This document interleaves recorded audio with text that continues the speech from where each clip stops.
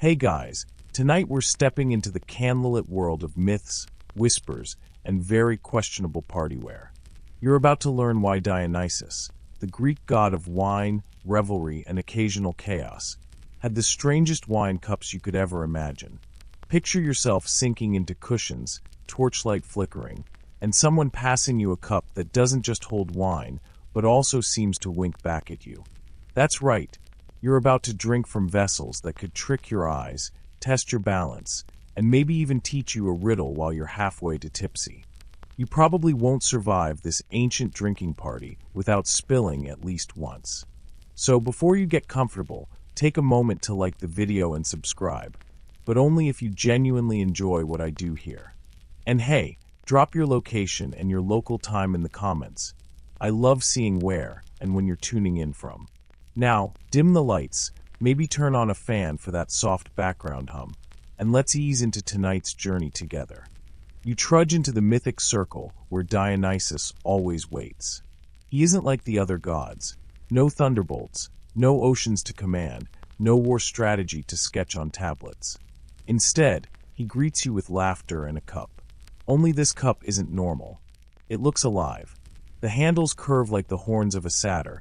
The clay is painted with eyes that stare when tilted, and the wine inside seems darker, richer, almost suspiciously like blood. That's the thing with Dionysus. His power isn't about brute force. It's about perception. His wine cups were as much about performance and trickery as they were about drinking.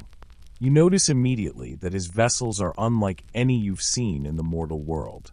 Greek pottery, in general, has a reputation: symmetry, glossy black or red designs, elegant storytelling painted around the curves. But the cups of Dionysus take that reputation, swirl it around, and dunk it headfirst into madness. These were not cups meant to blend in with everyday dining. They were meant to unsettle. They were objects of ritual, art, and sometimes outright prank devices.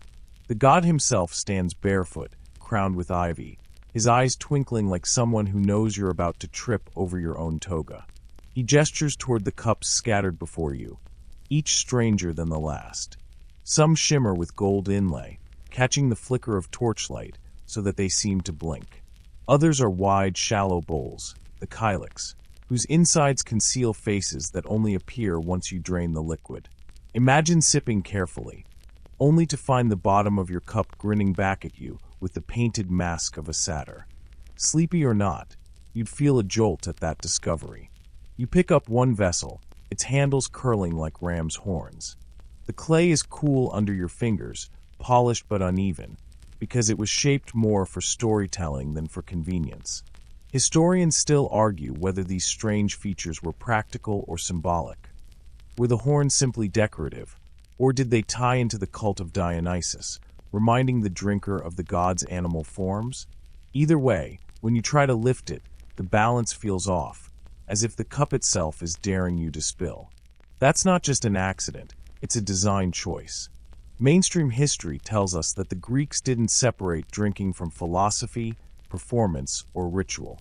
The symposium, a drinking party, was a place to talk politics, sing songs, recite poetry, and occasionally watch someone embarrass themselves by failing to drink gracefully.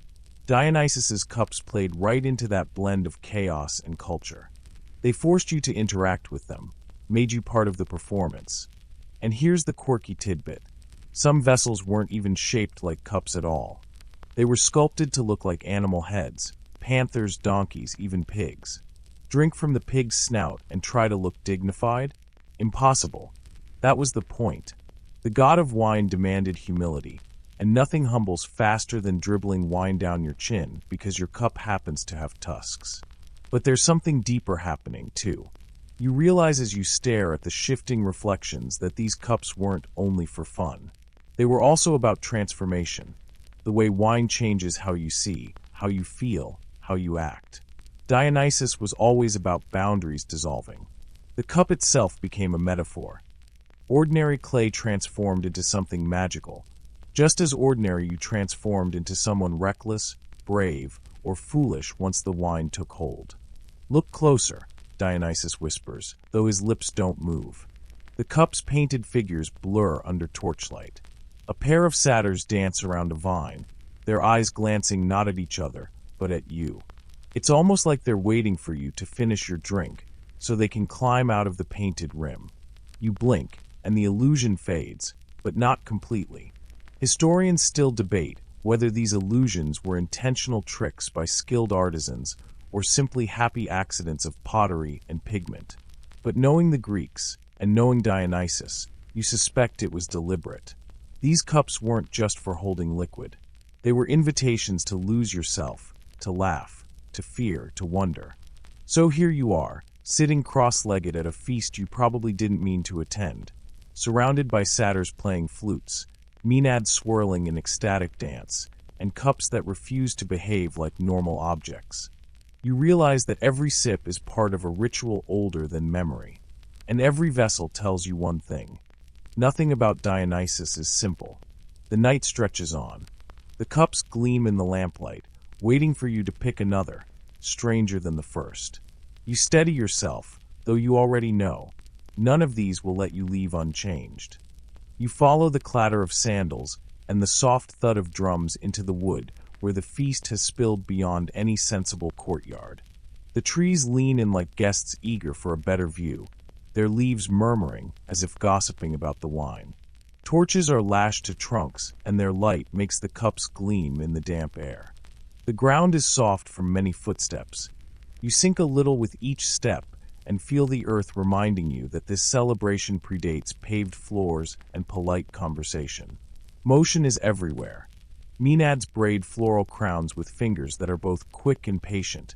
Satyrs stamp their hooves and clap with ungainly rhythm, and a flute player tucked behind a laurel threads a melody through the noise. In the center, a great couch has been spread upon furs for the gods' imagined seat, and people sit on logs or stones, or simply on the ground. Someone presses an ornate cup into your hand, deliberately uncomfortable, more spectacle than practicality. It feels heavy in a slightly theatrical way, more like an actor's prop than a strictly useful drinking implement. Feasting in the wild is not rustic theater by accident. For the followers of Dionysus, the outdoors is central. These celebrations, what the Greeks sometimes called the Thyasos, often took place beyond city walls, on the slopes of hills, in sacred groves, or in vineyards where the vines themselves bore witness. Archaeology and ancient poets place many Dionysian rites in open landscapes, and some locales even preserved a name for their ritual groves. The setting mattered. Outside the polis, the rules of the city loosened, and the thresholds between civil identity and mythic possibility thinned. You lift the goblet to your mouth. Painted eyes on its exterior are angled so that they seem to follow the torchlight. When you tilt it, the painted gaze slides across the clay like a private audience. A small creak along the rim, an old potter's mark, or a little trick to make the cup feel alive, sends a shiver up your fingers. The wine inside smells like crushed grapes and warm earth. It tastes of late summer, and the kind of red that makes you forget exactly what you were worrying about before the cup returned your attention to the moment. Around you, songs ripple and reshape themselves depending on who sings and who answers. A harvest lyric becomes a boast softens into a lament twists into a dare, and a dare dwindles to a whisper. This is communal improvisation at its most generous. The group composes meaning on the fly. Someone offers you cheese wrapped in a vine leaf. The salt and fat ground you in the moment and remind you that eating steadies the head even when the song wants to pull you away. There is a mischievousness to the drinking vessels here that borders on aggressive hospitality. A satyr with mischievous eyes offers you a horn-shaped cup whose handle curls like a goat's knee. The spout is narrow and requires dignity to use gracefully. You try to sip with a straight face and fail.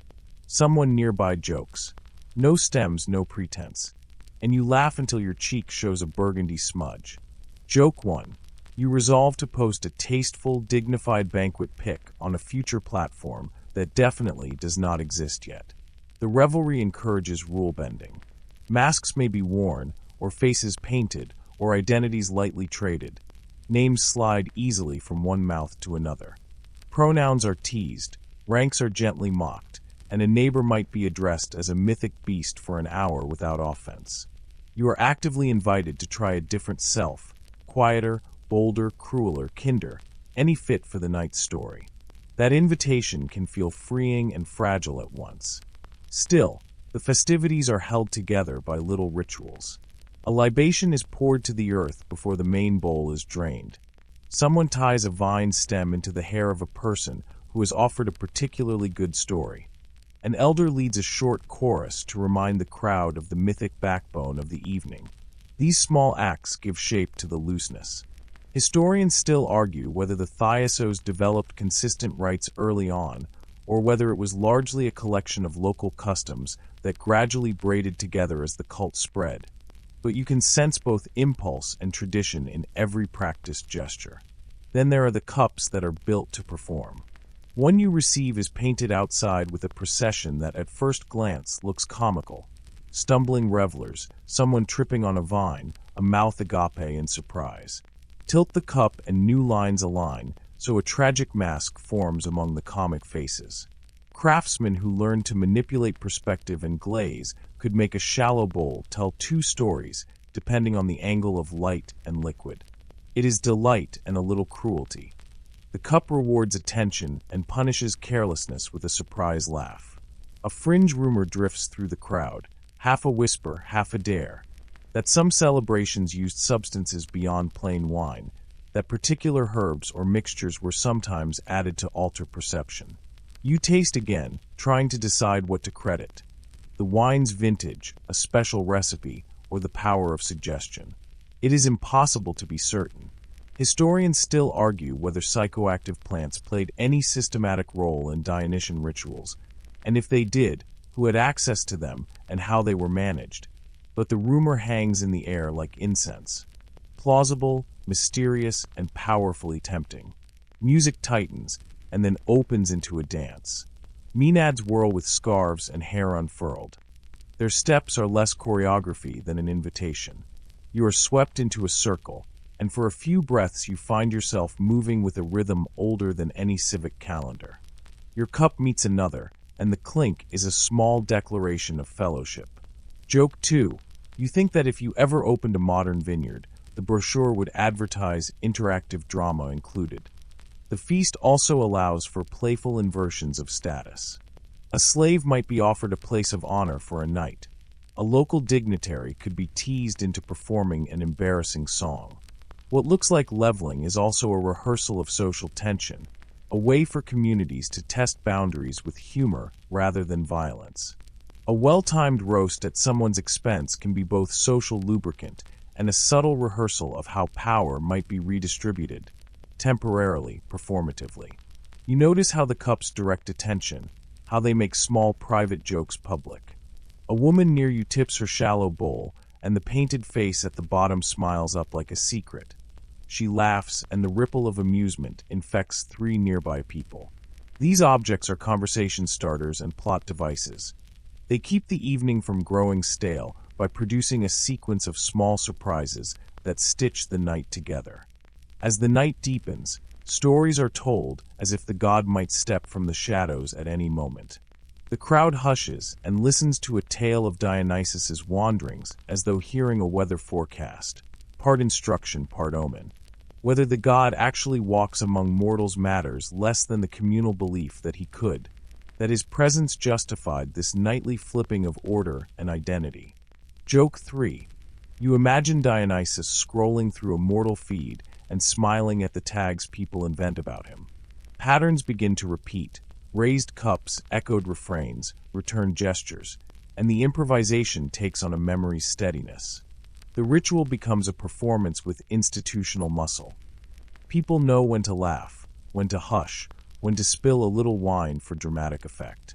It feels both ancient and immediate, playful and slightly dangerous, because gatherings that tip the world's rules can also reconfigure them in ways no one expected. You catch yourself smiling at small things you would have ignored before. The way steam puckers for an instant above a bowl of hot pulped figs. The tiny sound a ring makes when it falls into a cup.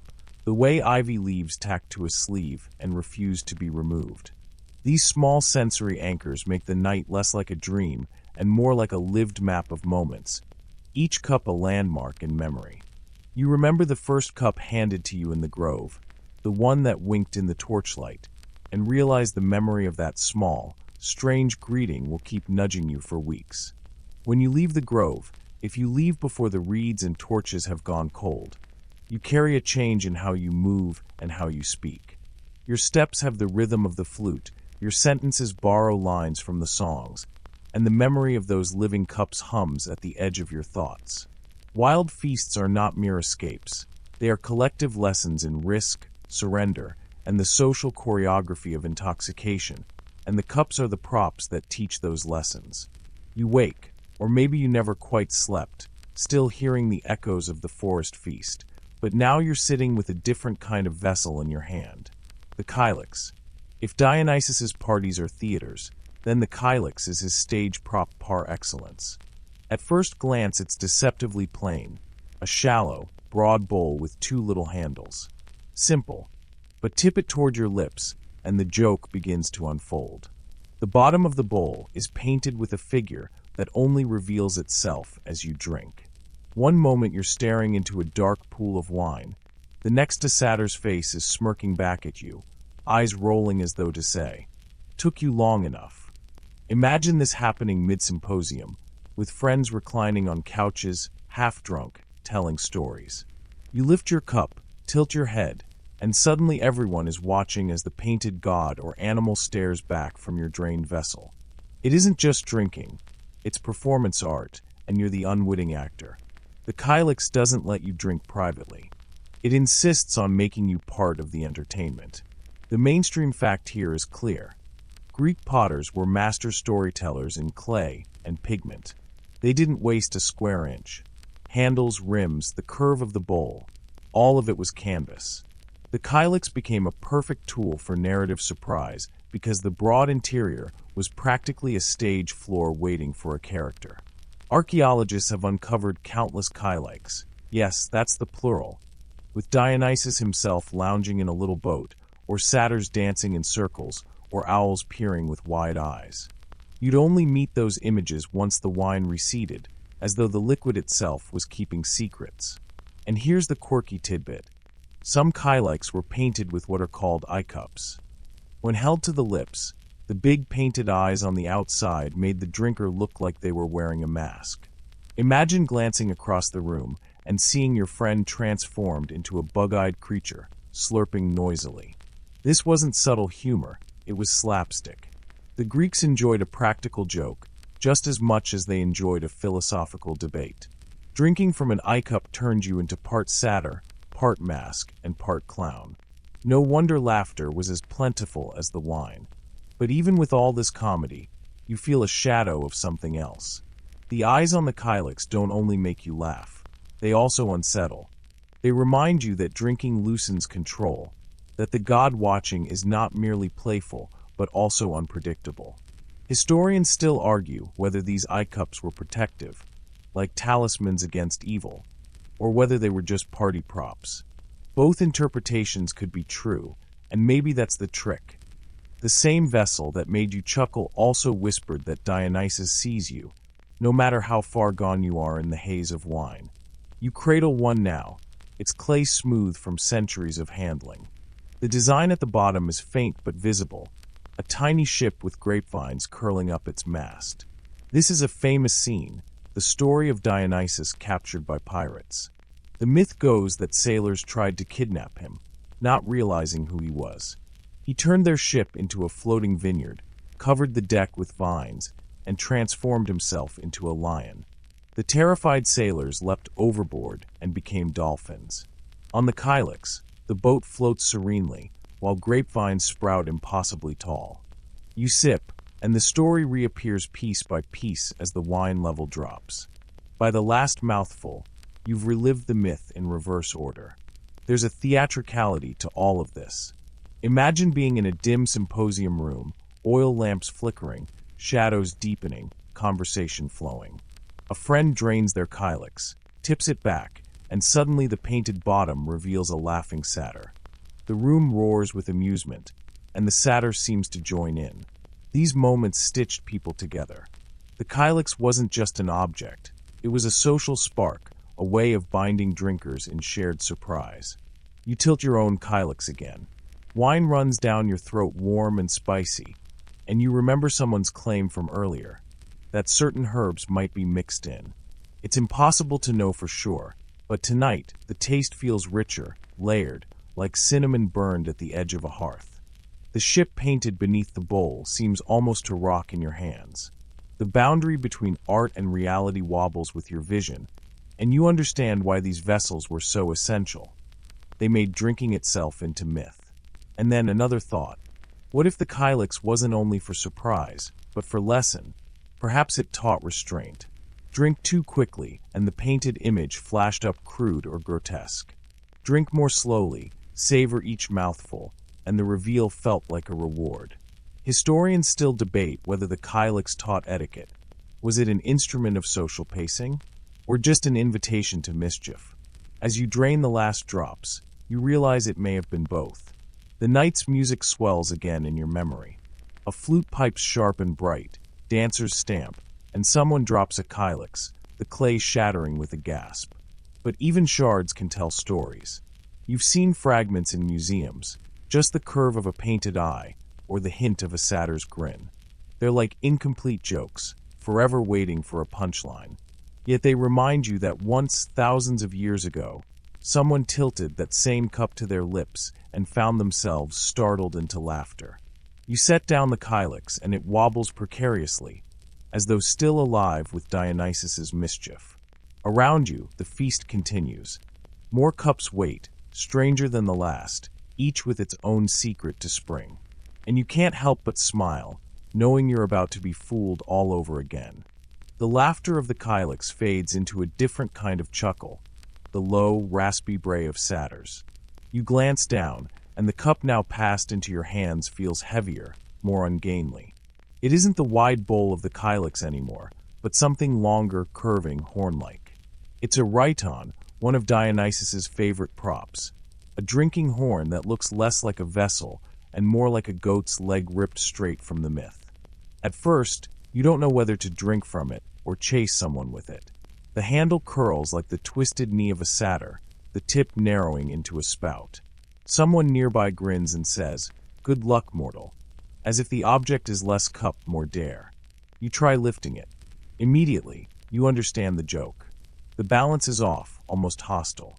The rhyton tilts forward too quickly, and if you don't hold it just right, wine will pour down your tunic in a glorious, embarrassing stain. This is no accident. Ancient potters knew how to make practical cups. This is deliberately inconvenient. The drinking horn demands a performance, forcing you to handle it like an initiate who knows the trick. That's the mainstream fact. Rhyta, plural of rhyton, weren't just Greek inventions. They have deep roots stretching back into Persia, Scythia, and the wider ancient Near East. Archaeologists have found rhytas shaped like animals in Iranian tombs, and by the time they reached Greece, artisans had fused them with Dionysian flair. Some were simple horns. Others were carved into elaborate animals, rams, horses, lions, or even donkeys, each transforming the act of drinking into an imitation of the beast. Quirky tidbit? The donkey-headed rhyta. Yes, someone once thought it a splendid idea to fashion a cup from which you drink by tipping back a donkey's head and letting wine dribble out its snout. Nothing restores humility like trying to look dignified while being laughed at for kissing a clay donkey.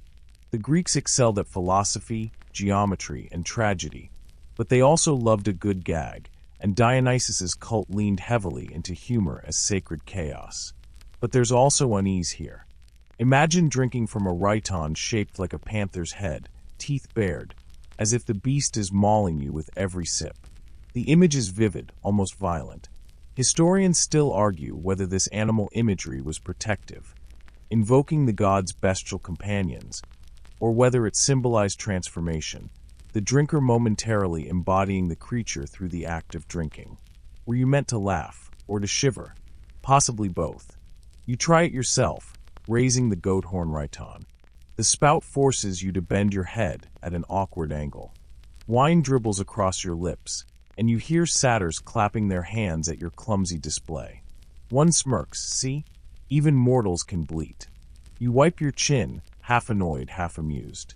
Joke 1. Somewhere, in some alternate world, a modern designer is sketching this exact thing for a hipster bar menu called artisanal awkwardness. As the wine courses through, you realize the Rhyton changes not only how you drink, but also how you look while drinking. To others, you appear transformed, snout pressed to your lips, or horn cradled like a beast's limb. The audience effect is powerful. Drinking is suddenly less private indulgence and more ritual theater. Each sip becomes a spectacle. The music rises again, pipes and drums, and someone nearby holds a Rhyton shaped like a bull's head. When tipped forward, the wine pours from the animal's open mouth. It's grotesque, mesmerizing, a little too realistic. Was this meant to echo sacrifice, where blood poured from a slain bull? Or was it parody, a safe way to mock solemn rituals while still evoking their weight? Historians still debate whether Dionysian horns were satirical takes on sacrifice or serious echoes of it. You sip, and the uncertainty tastes as sharp as the wine. Around the fire, Maenads raise their rhyta, each one unique. One in silver gleams with lion claws etched into its side. Another in clay shows a pig with floppy ears. The variety itself seems to mock the idea of standardization. Each object insists, drinking is never the same twice. Joke 2.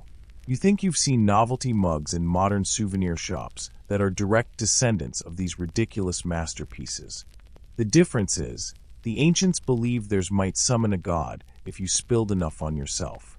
The satyrs begin to dance, holding their rhyta aloft, sloshing wine everywhere. Some pour directly onto the earth, libations for the god. Others deliberately spill onto each other, as though the mess is part of the blessing. You can't help but join in. The horn in your hand feels less like a cup now and more like a prop in a communal play where laughter, spillage, and embarrassment are all offerings. Still, you sense the darker edge beneath the laughter.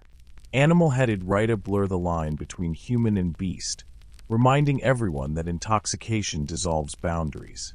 You are not quite yourself after enough sips. You're part goat, part donkey, part panther, depending on your vessel. Dionysus smiles at that liminality. He thrives in the in-between. And you're learning the lesson with every awkward gulp. The horn tests you, tricks you, forces you to participate in its chaos. Joke 3.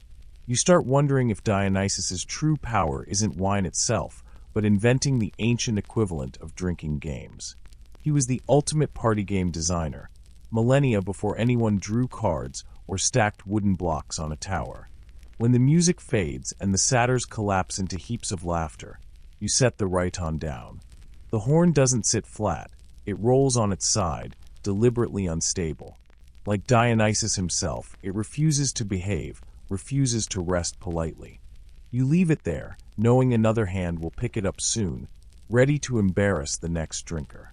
The feast flows on, and the cups grow stranger. You glance toward the fire and see something else waiting. Bowls painted with faces that grin only when the wine recedes. Another trick, another game, another reminder that drinking with Dionysus is never just about drinking. The satyr's laughter fades into a quieter moment, but only for a heartbeat. Someone nudges you with a new vessel, and you stare into what looks like an ordinary bowl, except it isn't. The surface gleams with paint so smooth it could be wet, the handles are small crescents of clay, and when you tilt it toward your lips, something peculiar happens. A face looks back at you. At first it's faint, like a smudge of shadow. Then, as the wine slides away, the grin sharpens. The cup is laughing. Not politely, not kindly mocking. This is no accident. You've been handed one of the famous guffawing cups that potters designed specifically to catch drinkers off guard. Inside, painted masks or smirking satyrs are hidden just below the wine's surface. Every sip is a reveal, every emptying cup a punchline. Imagine an entire party watching you, waiting for that moment when you drain the last mouthful and realize your vessel is smirking back at you like it knows your secrets. That's the mainstream fact. Greek symposium pottery was a medium of theater as much as function. Artists painted comic faces, grotesque caricatures, and even winking gods onto the insides of kylix and cantharoi. The trick was timing. The drinker only discovered the joke at the exact moment of greatest vulnerability, with head tilted back, mouth open, throat exposed. In other words, you laughed at yourself while everyone else laughed at you. And here's the quirky tidbit. Some cups were designed so the interior faces appeared to move. As the wine lowered, different lines became visible. What began as a simple frown turned into a smirk, or a neutral gaze warped into wide-eyed surprise. Ancient optical illusions, basically.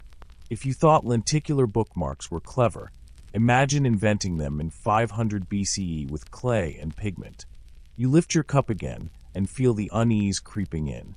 It isn't only funny, it's unnerving. That face at the bottom doesn't look entirely human.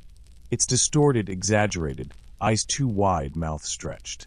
Is it laughing with you, or at you? Historians still argue whether these grotesque images were simply comedy, or whether they hinted at something deeper. The unsettling reminder that Dionysus's gift of wine walks the fine line between joy and madness. Laughter that veers too far can become hysteria. Around you, the group takes notice.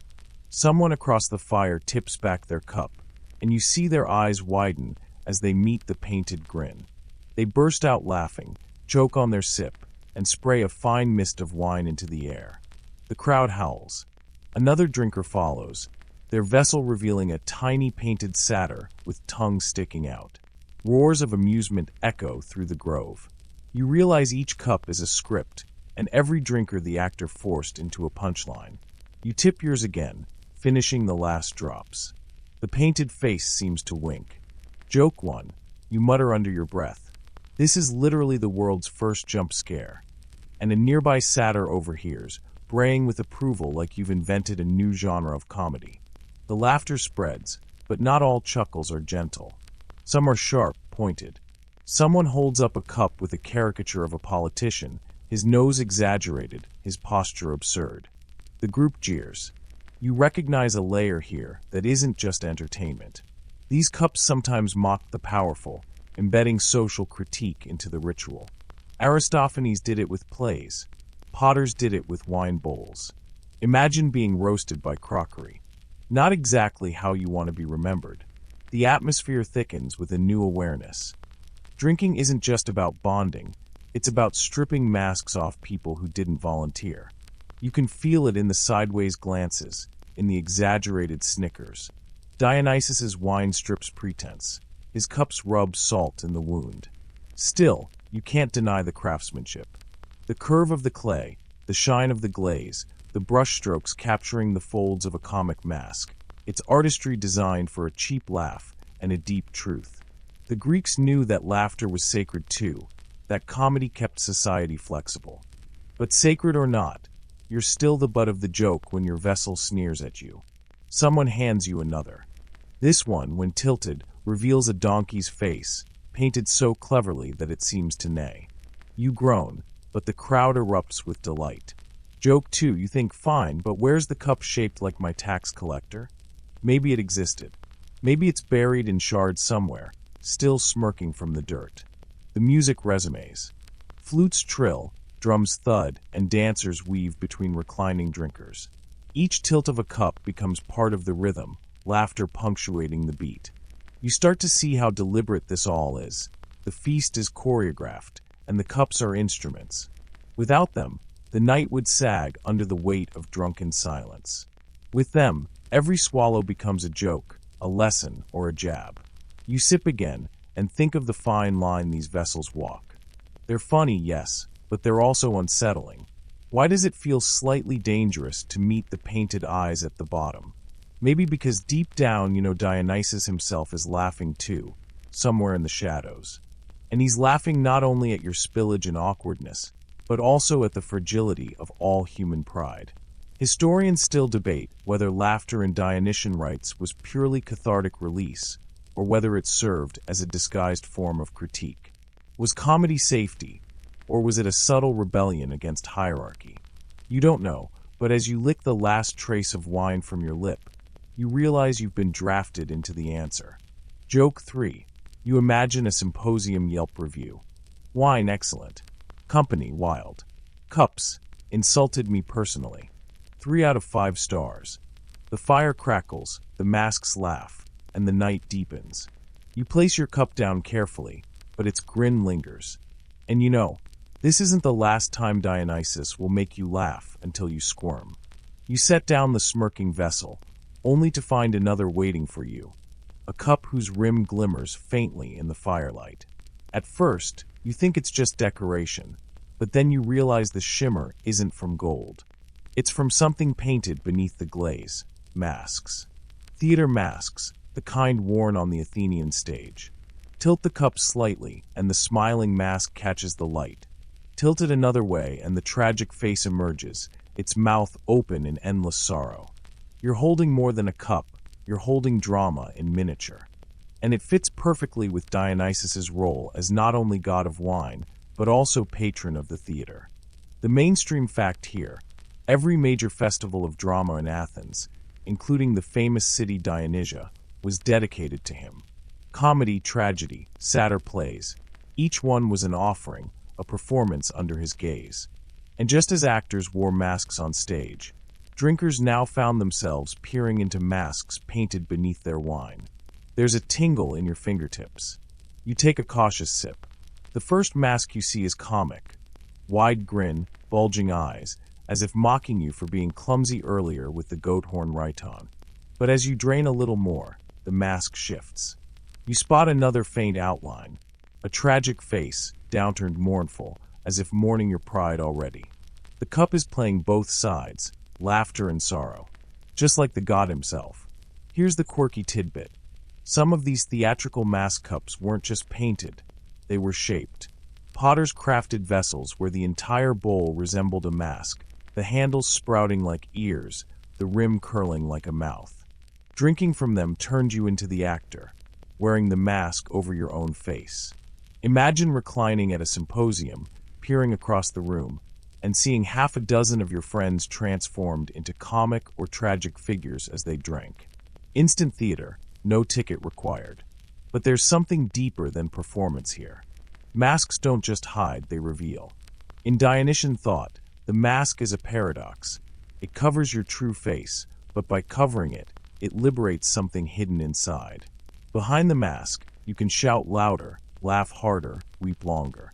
Historians still argue whether these cups were mere entertainment props, or whether they held a ritual significance, inviting the drinker to slip briefly into another identity, to let go of the ordinary self and embrace the wild one. You tilt the cup again, and the comedy mask now seems grotesque, the grin stretched too wide, teeth bared like a predator's. The tragic mask below it looks less like sorrow and more like horror.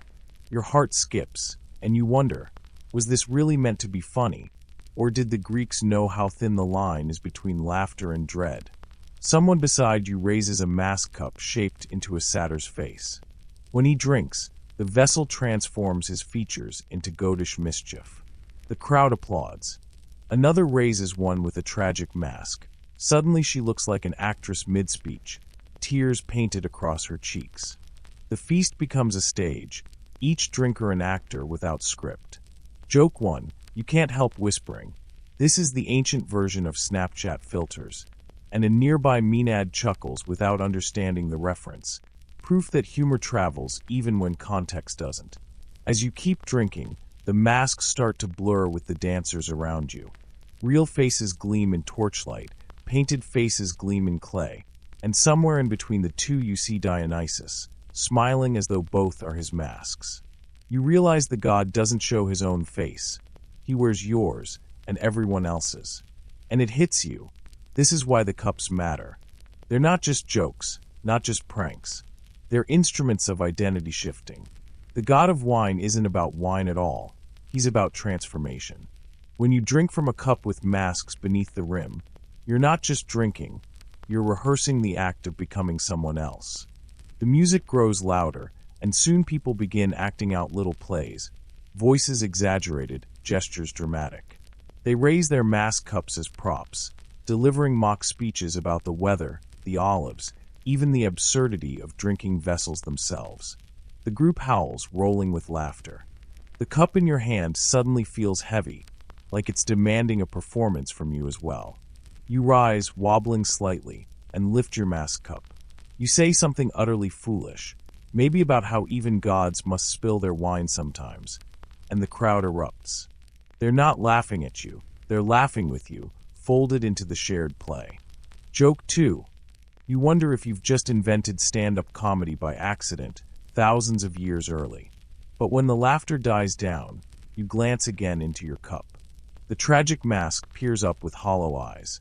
For a moment, you feel the weight of it, the reminder that joy and sorrow are always entwined. Dionysus isn't only the god of revelry. He's the god who taught humans that laughter and mourning grow from the same vine. Historians still debate whether the tragic and comic masks painted on cups were purely decorative, or whether they linked directly to the theatrical festivals of Dionysus.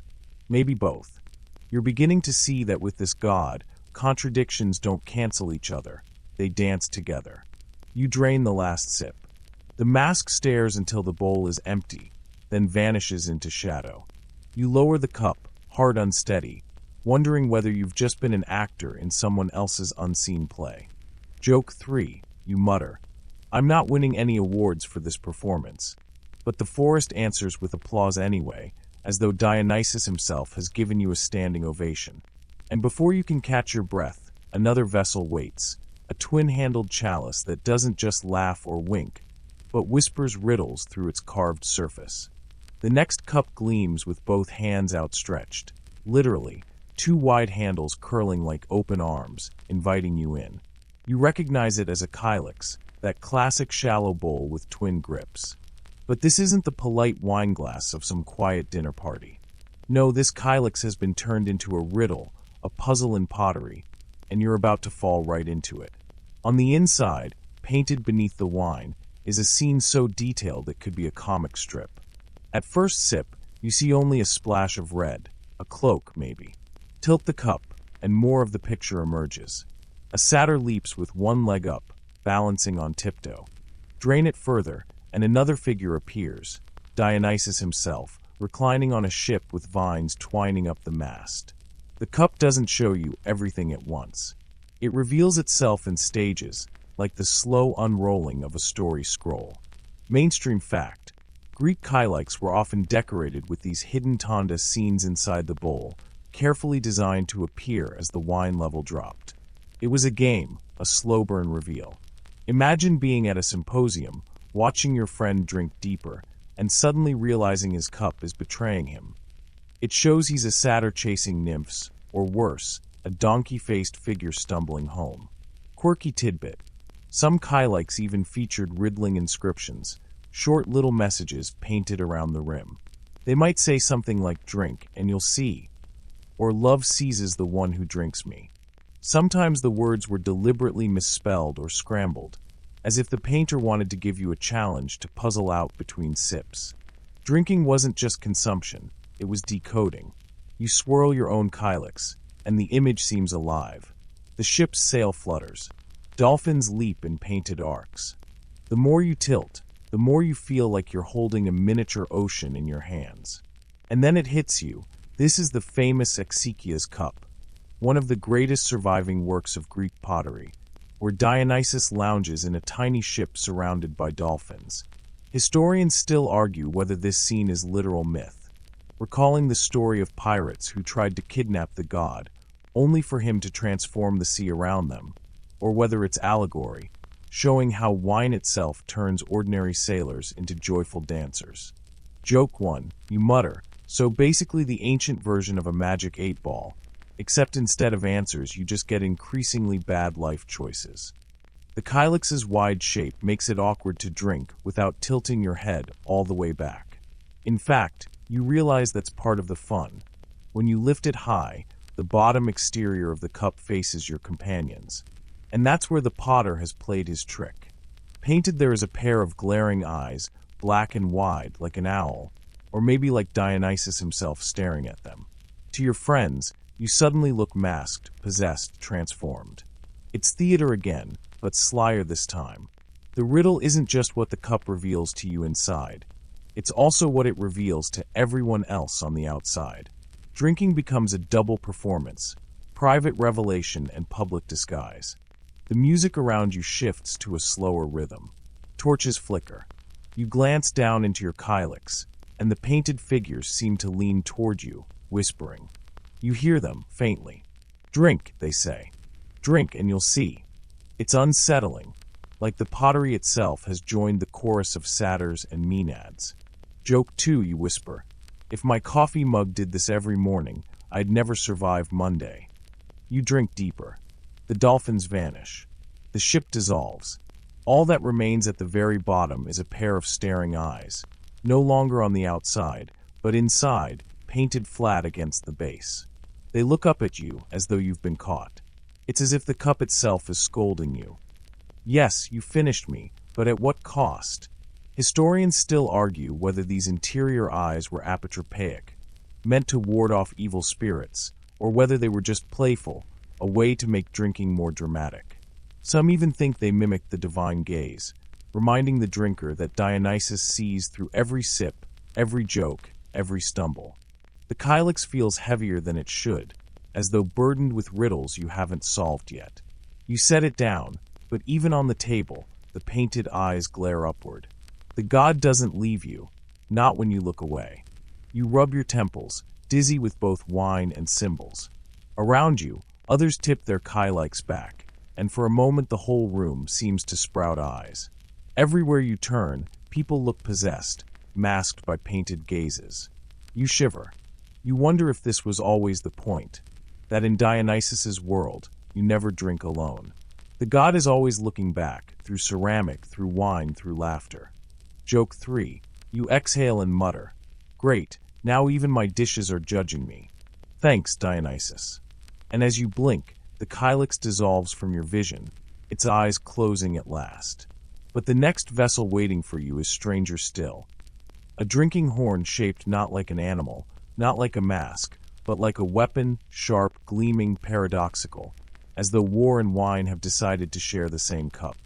The weapon in your hands is no sword, no spear, no shield. It's a cup. A vessel of wine disguised as something meant for battle. You tilt it toward the torchlight, and the surface catches a metallic gleam, polished so bright you see your own tired reflection grinning back at you.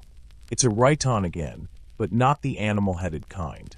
This one has the sleek body of a dagger, or the curved blade of a sickle, twisted into drinkable form. The irony is thick enough to choke on, a container for life's joy that pretends to be an instrument of death. That's Dionysus in a nutshell, forever straddling contradiction, blurring delight with danger. You lift it, and the weight feels wrong, heavier toward the tip like a real weapon. For a fleeting moment, you're not sure whether you're supposed to sip from it or stab with it. Mainstream historical fact. In Greek culture, especially during the classical and Hellenistic periods, symposia often blurred the lines between war and leisure.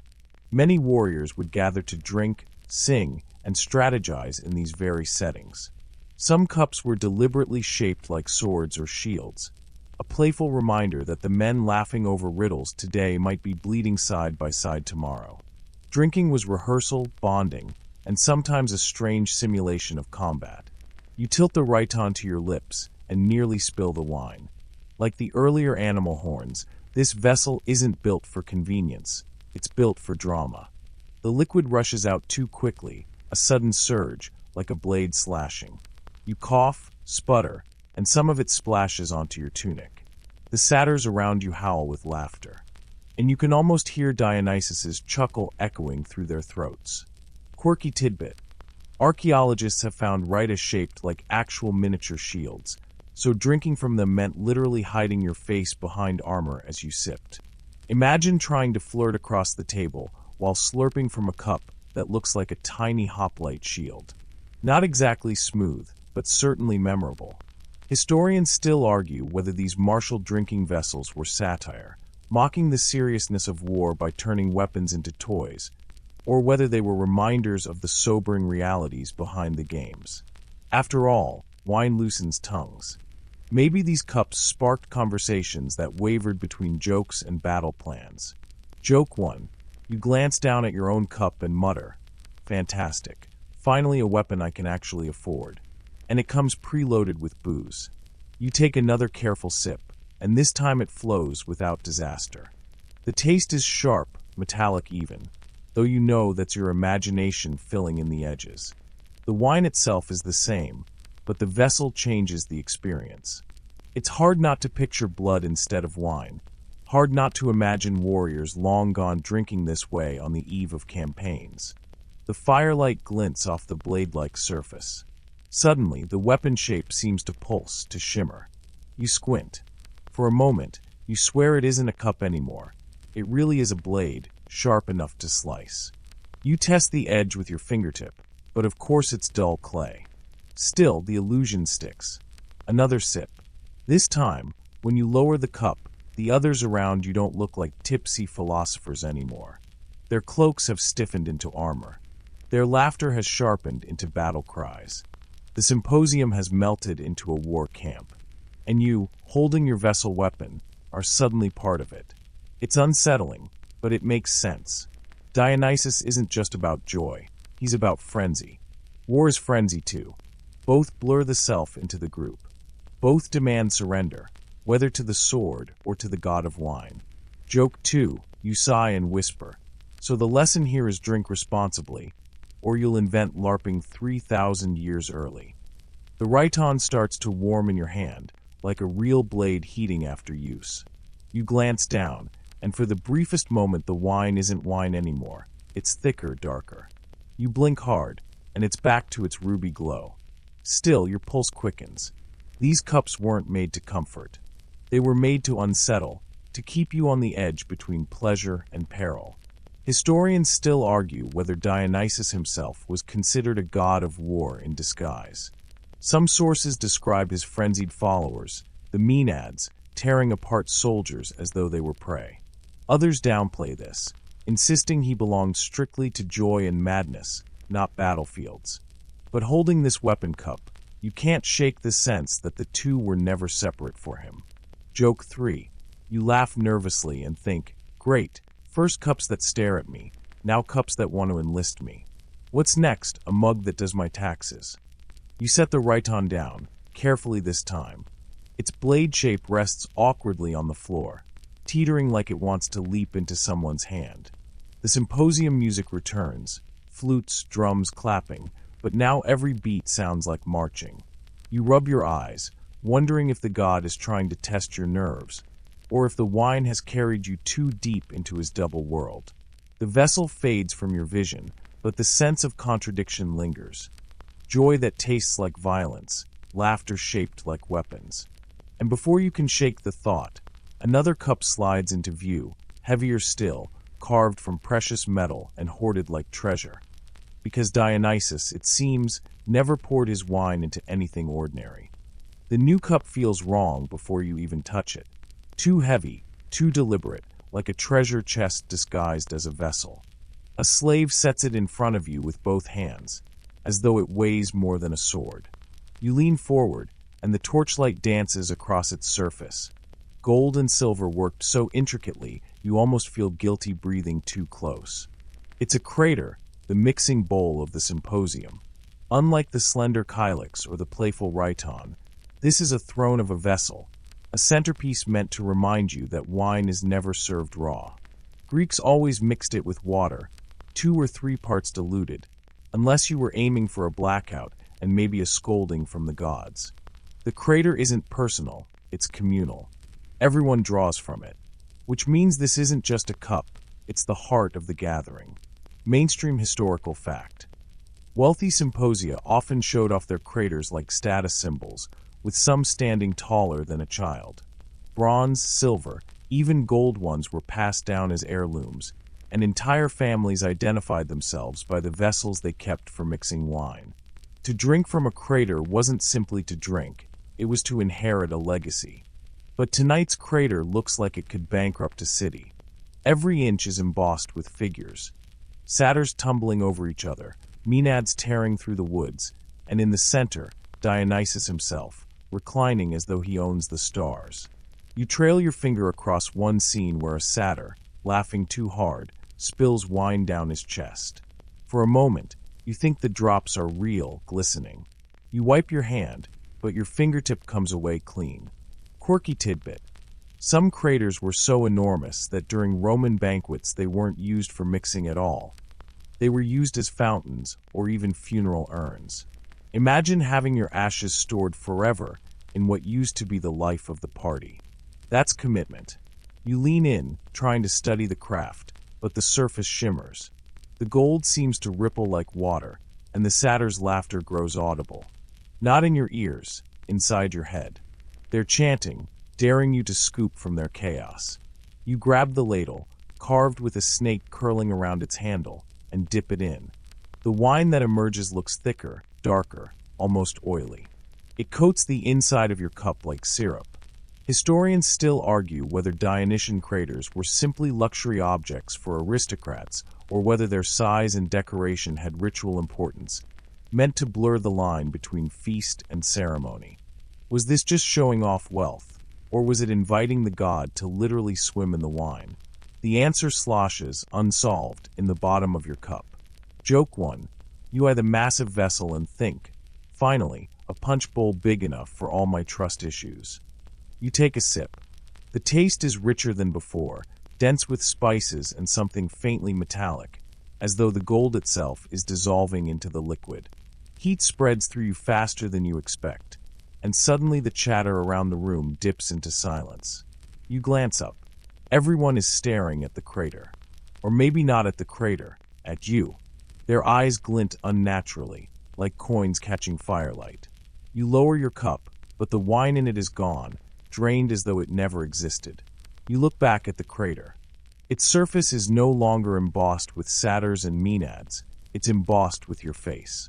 Over and over, a ring of your own expression circling the vessel, grinning, frowning, smirking, all at once. You stumble back. One of the guests laughs and dips his cup in, as though nothing strange is happening. The ladle strikes the metal with a dull clang. He drinks, smacks his lips, and winks at you like you're supposed to be in on the joke. Joke 2. You mutter under your breath. Great, the god just turned me into fine china. That'll look great on my resume. The crater glows brighter. You blink, and the embossed figures return, satyrs, maenads, Dionysus. But now they're moving. Maenads tear live fawns across the surface, and satyrs leap into grapevines that twist and curl in real motion. The god himself turns his head slowly, meeting your gaze with golden eyes. He raises his own cup toward you. Then the surface stills, metal once more. Your heart thunders. The others drink casually, apparently unfazed.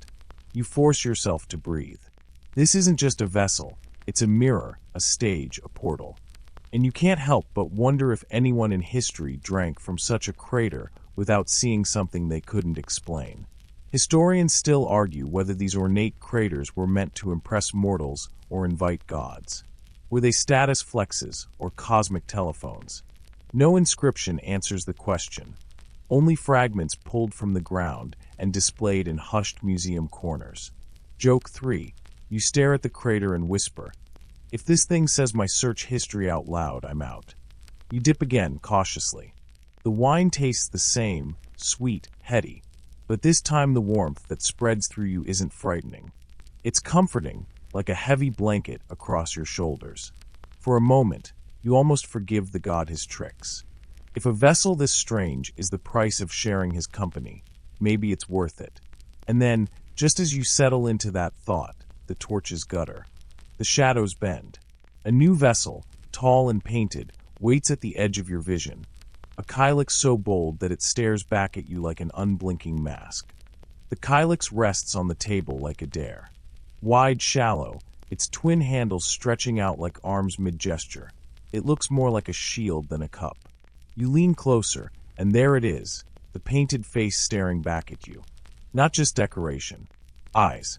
Enormous, almond-shaped eyes that dominate the whole interior of the bowl. They peer out at you even before the wine touches their edges. You know this trick. Scholars call them eye cups.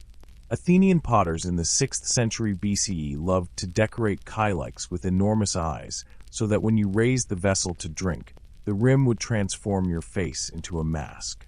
From across the room, your companions wouldn't see you sipping. They'd see a grotesque, theatrical figure, wide-eyed and grinning, a sudden Dionysian creature birthed from clay and wine. Mainstream historical fact.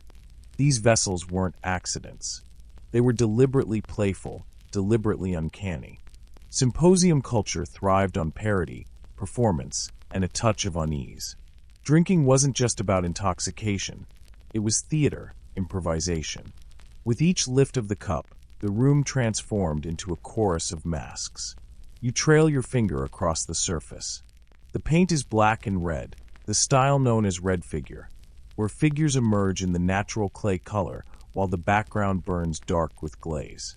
In the spaces between the staring eyes, there are playful dolphins leaping across waves, and on the exterior, little satyrs chase each other with pipes and wineskins. At first, it feels almost comic, until you notice that the satyr's legs end not in hooves but in roots, tangled and gnarled, as though they've grown from the very ground. Quirky tidbit. Archaeologists once discovered a kylix with the eyes deliberately scratched out, possibly by its last owner. No one knows why. Maybe the gaze was too intense. Maybe the owner thought the vessel was cursed. Or maybe, just maybe, they didn't want to be stared at while nursing a hangover. You lift the kylix. Immediately, the trick works. As you tilt it toward your lips, the world around you sees only a mask, monstrous eyes, curved handles like tusks, your own identity replaced. You glimpse yourself reflected faintly in the wine, and it isn't you. It's a creature with wide, unblinking eyes and a crooked grin. Historians still argue whether these eye cups were meant purely for entertainment or whether they had ritual significance, transforming drinkers into temporary embodiments of Dionysian spirits. Were they comic masks or divine masks?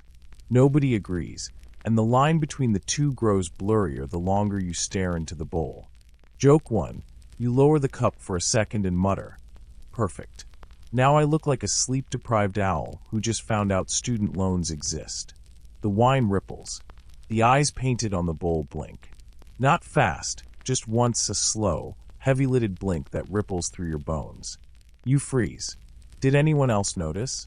Around you, the others drink and chatter, transformed into their own ridiculous masks. No one reacts. The painted eyes on your kylix stare wider now, as though they know something about you that you don't. You sip.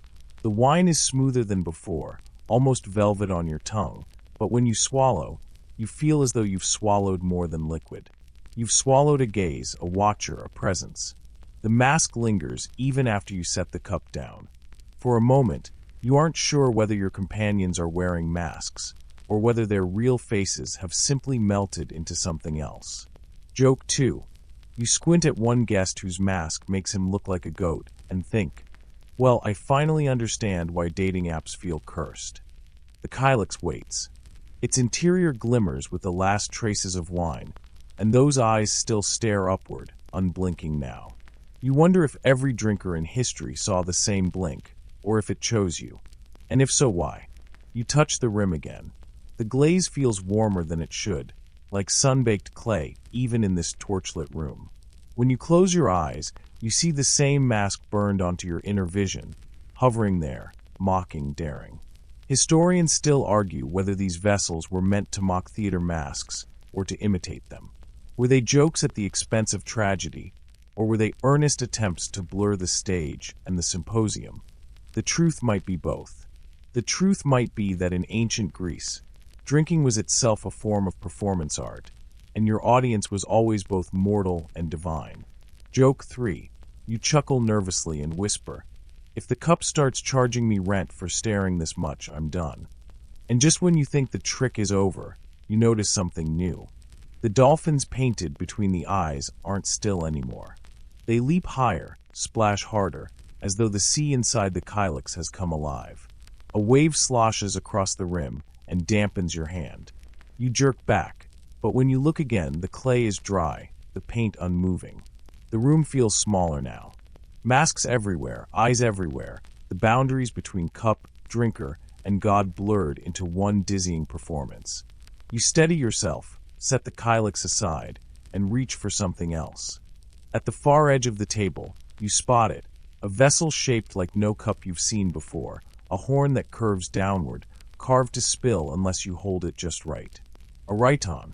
And from the way it gleams in the flickering torchlight, you know it won't make things simpler. The rhyton doesn't wait politely for you to notice it. It shines. Its surface, polished to a sheen, pulls your eyes as though it has its own gravity. Where the kylix had been flat and mask-like, this vessel curves and twists, half sculpture, half trap. You lean closer and realize it isn't just a horn. It ends in the snarling head of a boar. Its tusks jut out, exaggerated and sharp, and the wine seems to shimmer as if waiting for your lips to risk the pour. Mainstream historical fact. Rhyta, drinking horns or funnel-shaped vessels, were common across the ancient world, from Persia to Thrace to Greece. But the Greeks, under Dionysus' mischievous influence, turned them into something else. Not just containers, but spectacles. You couldn't set one down without spilling. You had to drain it or surrender to chaos.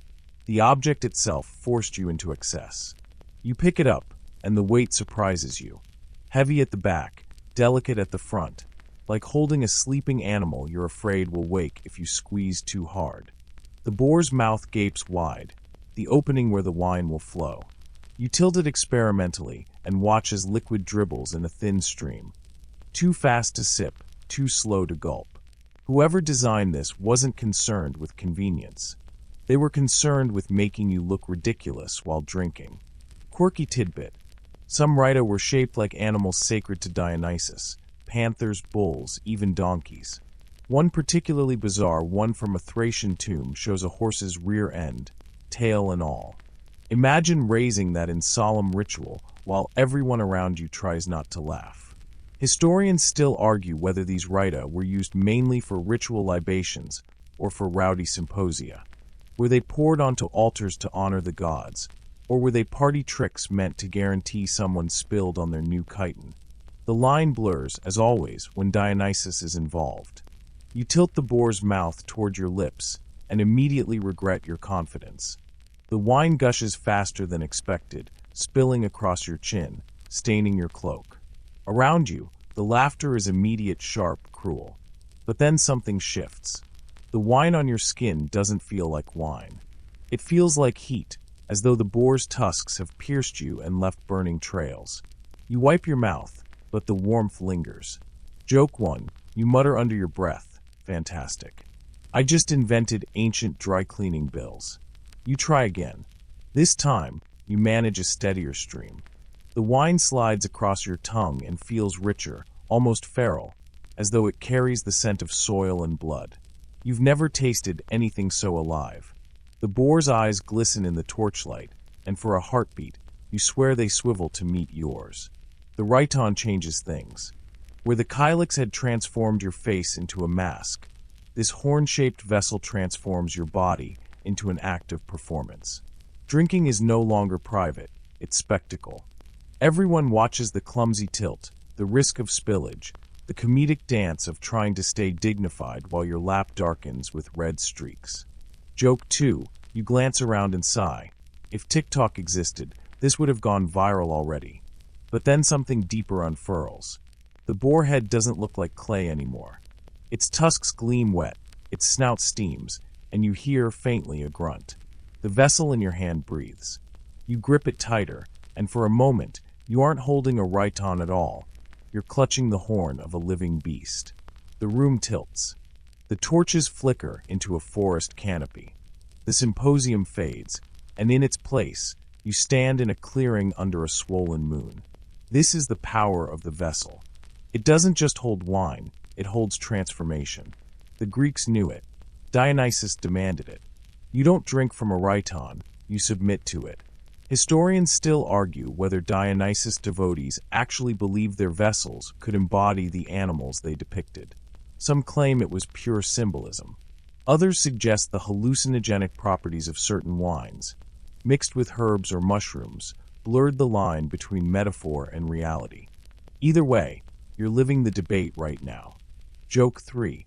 As the boar's hot breath fogs your vision, you whisper, I really should have stuck with juice boxes. The forest grows darker. You can hear rooting noises, the snuffling of unseen beasts. The horn in your hand pulses like a vein. For one panicked moment, you wonder if the symposium was the hallucination and this wild moonlit hunt is the truth. But then, just as suddenly, the vision shatters. The laughter of your companions returns. The boar's head is clay again. Your lap is damp with spilled wine, not blood. You're back at the table, though your heart hasn't slowed. The rhyton rests heavy in your hand, satisfied. You realize now why Dionysus favored such strange vessels. They weren't just tools for drinking. They were traps, forcing you into a state of surrender, stripping you of dignity, shaking your sense of self. You weren't just a drinker. You were prey, then predator, then fool, then god. All in one swallow. You set the rhyton down with care, half expecting the boar to bite your fingers on the way. Across the table, another vessel waits. Smaller, stranger. Its shape is almost comical, like a miniature theater mask with a spout. You know already that it won't let you rest. The smaller vessel waits, smirking. That's the only word for it, smirking. Where the rhyton had snarled with tusks, this cup seems to grin at you with a lopsided charm.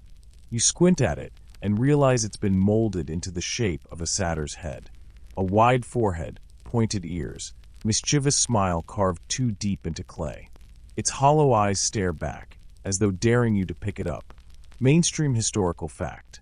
Satyrs were the companions of Dionysus, half-human, half-goat tricksters who spent their immortal time chasing nymphs, playing flutes badly, and laughing at mortals. To drink from a satyr-shaped vessel wasn't just decorative. It was like inviting one of these mythic pranksters to sit across the table and whisper nonsense in your ear while you tried to stay serious. You lift it. The weight is lighter than the boar rhyton, almost deceptively so. But when you tilt the cup, the spout is placed awkwardly, so you have to angle your wrist in an unnatural way. You try a sip and naturally spill again.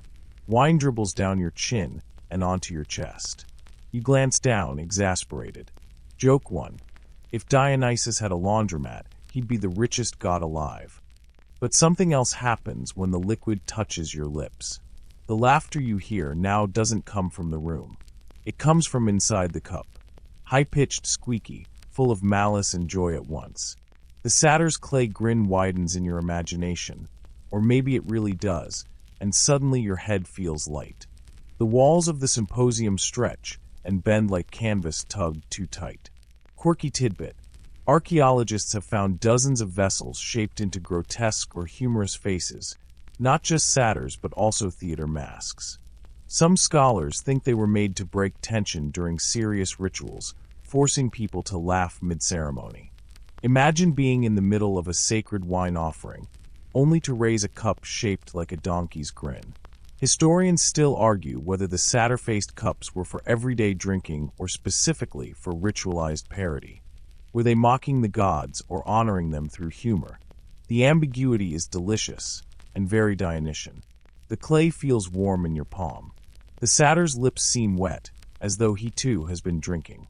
You hear a flute, shrill and off-key, floating into the air. Someone is stamping their hooves in rhythm. You blink, and the symposium dissolves. Now you're surrounded by satyrs, dozens of them, bounding and leaping in a clearing that smells of pine and sweat. They clutch flutes and skins of wine. One shoves you, another ruffles your hair, another slaps your back until your teeth rattle. Joke 2. You try to protest. I didn't RSVP to this goat rave. But your voice is swallowed by music. They dance in circles, chanting nonsense syllables that sound both ridiculous and terrifying. The satyr whose face graces your cup sidles close. His eyes are exactly the shape of the clay ones, wide and bottomless. He grins and tips his own vessel toward yours. You clink. The sound echoes too long, reverberating in your bones. The world swirls. You're laughing now, though you can't remember why. The satyr pokes your ribs with one knobby finger and whispers something obscene that you can't repeat out loud. Then, with sudden seriousness, he leans close and says, "Drink, and you'll see the god himself." You gulp. The wine tastes wrong, thicker, almost metallic. You cough, but they cheer, hooves drumming the earth. The satyr's clay grin expands until it splits his face like a crack in pottery. Inside is darkness, not flesh. A hollow. You feel yourself leaning toward it. Joke 3. Oh great, I'm about to get eaten by my own dinnerware. Then, just as suddenly, you're back at the symposium. The satyr cup sits harmlessly on the table, its painted grin frozen again. No music, no hooves, no whispers. Only the slow dripping of spilled wine onto your robes. You exhale shakily. 2 vessels down, and each one has tried to drag you somewhere else entirely. First the boar, then the satyr. You begin to understand Dionysus' design.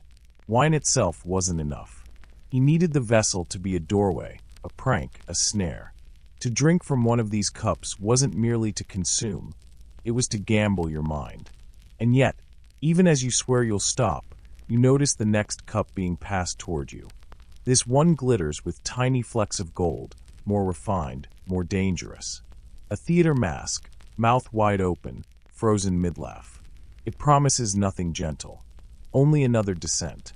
The mask grins up at you, mouth stretched wider than seems possible, frozen in that eternal expression of comedy. Or is it tragedy? Hard to tell, because the features blur in the lamplight. The eyes are almond-shaped hollows, and when you tilt the vessel just right, you swear you see your own face inside them, distorted. The wine within trembles like a stage curtain before a performance. Mainstream historical fact. Ancient Greek theater was deeply tied to Dionysus. In fact, entire festivals, like the city Dionysia in Athens, were held in his honor. Playwrights staged both comedies and tragedies, all under the god's patronage. To drink from a mask-shaped cup wasn't just thematic. It was a reminder that Dionysus blurred boundaries. Joy and grief, laughter and sobbing, sanity and madness. He held them all in one hand. You run a finger along the mask's rim. The clay feels cold, though the room is warm. When you tilt it, wine pours out through the gaping mouth. Drinking from it feels like kissing the mask, lips to lips, which is unsettling enough to make you pause. Joke 1. Nothing says romance like making out with your own crockery. But then the taste hits you differently this time. Sweet, then bitter, then salty, all in the same sip. Your throat constricts, your eyes water, and the room shudders like scenery being changed between acts. Suddenly, you're no longer sitting among reclining aristocrats. You're standing on a stage. The air smells of pine torches and sweat-soaked wood. Tier upon tier of spectators rise before you in a stone amphitheater. Their faces blur together like waves. You glance down. You're wearing a mask yourself now, heavy on your face, and a robe that sweeps the ground. A chorus chants in the background, and you realize you're mid-performance. Quirky tidbit. In ancient theater, masks weren't just costumes, they were amplifiers. Their exaggerated mouths acted like proto-megaphones, projecting voices across vast auditoriums. But they also gave the uncanny sense of speaking through another identity, not as yourself. Historians still argue whether performers truly lost themselves in the masks, becoming possessed by characters, or whether they always stayed conscious of the performance. For you, in this moment, the line feels dangerously thin. You open your mouth, and words you don't recognize pour out. A speech, booming and lyrical, something about fate, about the gods punishing hubris. The crowd roars. You can't tell whether they're laughing, crying, or both at once.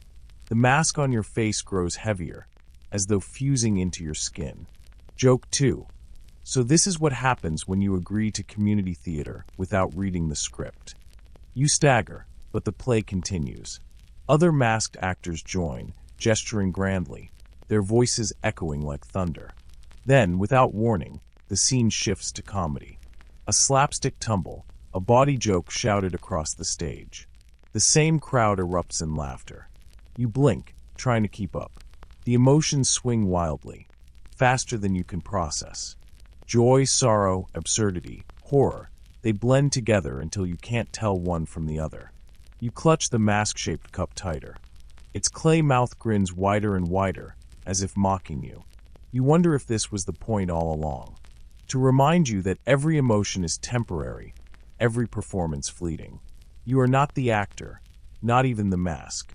You are simply the vessel through which wine and words flow. Then the amphitheater dissolves. The torches sputter out. The spectators vanish. You're back at the symposium, mask cup still in your hand. But your cheeks are wet. Were you laughing or crying? Both. Neither? Joke 3. Well, at least I didn't forget my lines. Probably. The others around you nod knowingly, as though they too understand the strange weight of the vessel you just braved. You place it carefully back on the table, more reverent now. These cups aren't just decoration. They are theater, ritual, possession. Dionysus wasn't content to watch from Olympus. He wanted mortals to step into masks, to stumble into madness, to lose and find themselves again with each sip. Your gaze shifts to the next object waiting for you. Not a face this time, not an animal, but something stranger. A cup etched with vines so intricate they seem to crawl across the surface. The leaves twist and tangle, inviting you closer. You sigh, wiping your mouth with the back of your hand. Each vessel so far has dragged you somewhere you didn't expect. And you already know this one will too. The vine-etched cup sits before you like a puzzle. Its surface writhes with carved tendrils, tiny grapes swelling from curling stalks, as if a vineyard decided to coil itself into a drinking vessel. The pattern isn't still. At least, your eyes won't let it be still. When you stare too long, the vines appear to creep, their leaves stretching like little green fingers. Mainstream historical fact. Dionysus was often pictured carrying a thyrsus, a fennel staff wrapped in ivy and tipped with a pine cone. That imagery made vines and tendrils shorthand for his domain, the way lightning was for Zeus or owls for Athena. Drinking from a vine cup wasn't just about wine.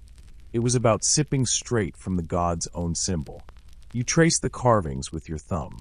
Each groove feels sharp, deliberate, like a map carved into a secret code. When you lift the cup, the scent of the wine seems different, earthier, heavier, almost damp, like a cellar carved deep underground. The first sip tastes like autumn air and rotting leaves, rich and unsettling. Joke 1. Perfect vintage if you've always dreamed of drinking your compost bin. The world wobbles. The symposium chamber falls away. You're standing barefoot in a vineyard under moonlight. The air is cool, the soil damp between your toes. Vines stretch in endless rows, but they're not neat. They twist upward in chaotic spirals, climbing into the night sky as though they mean to strangle the stars.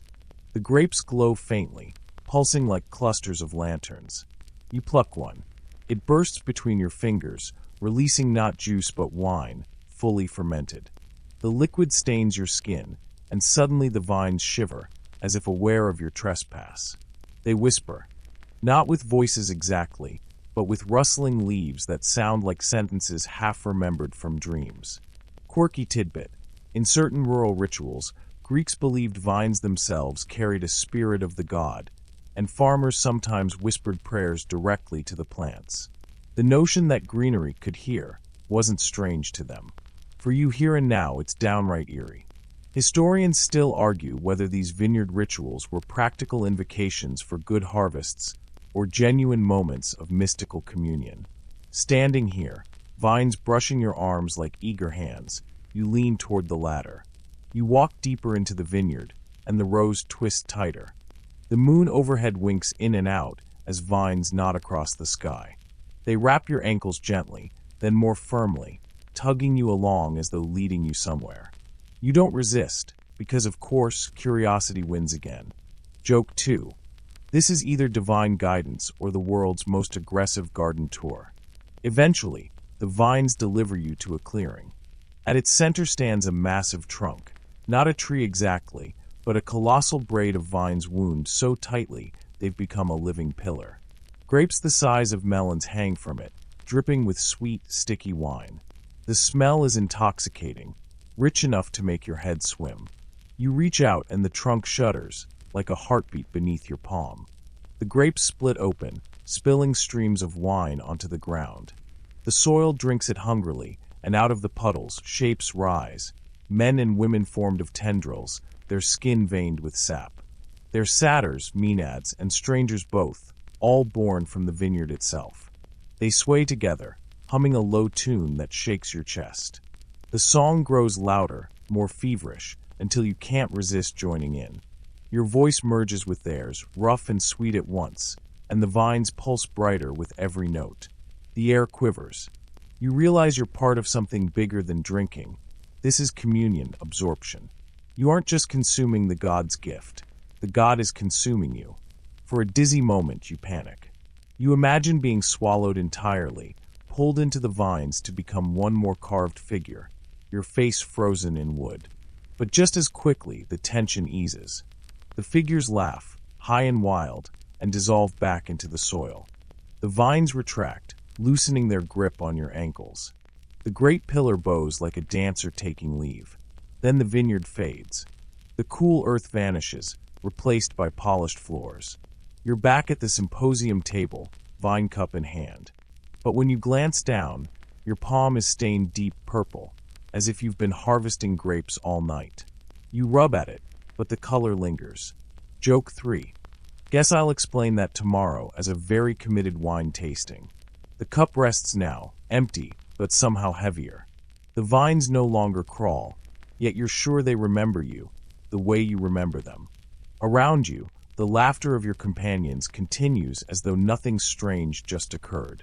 Another vessel is being pushed forward, one carved not with vines or masks, but with twisting figures locked in battle. The sight makes your chest tighten. You're about to drink from a cup that doesn't celebrate joy at all, but the chaos of conflict. The battle-carved cup gleams with menace under the lamplight.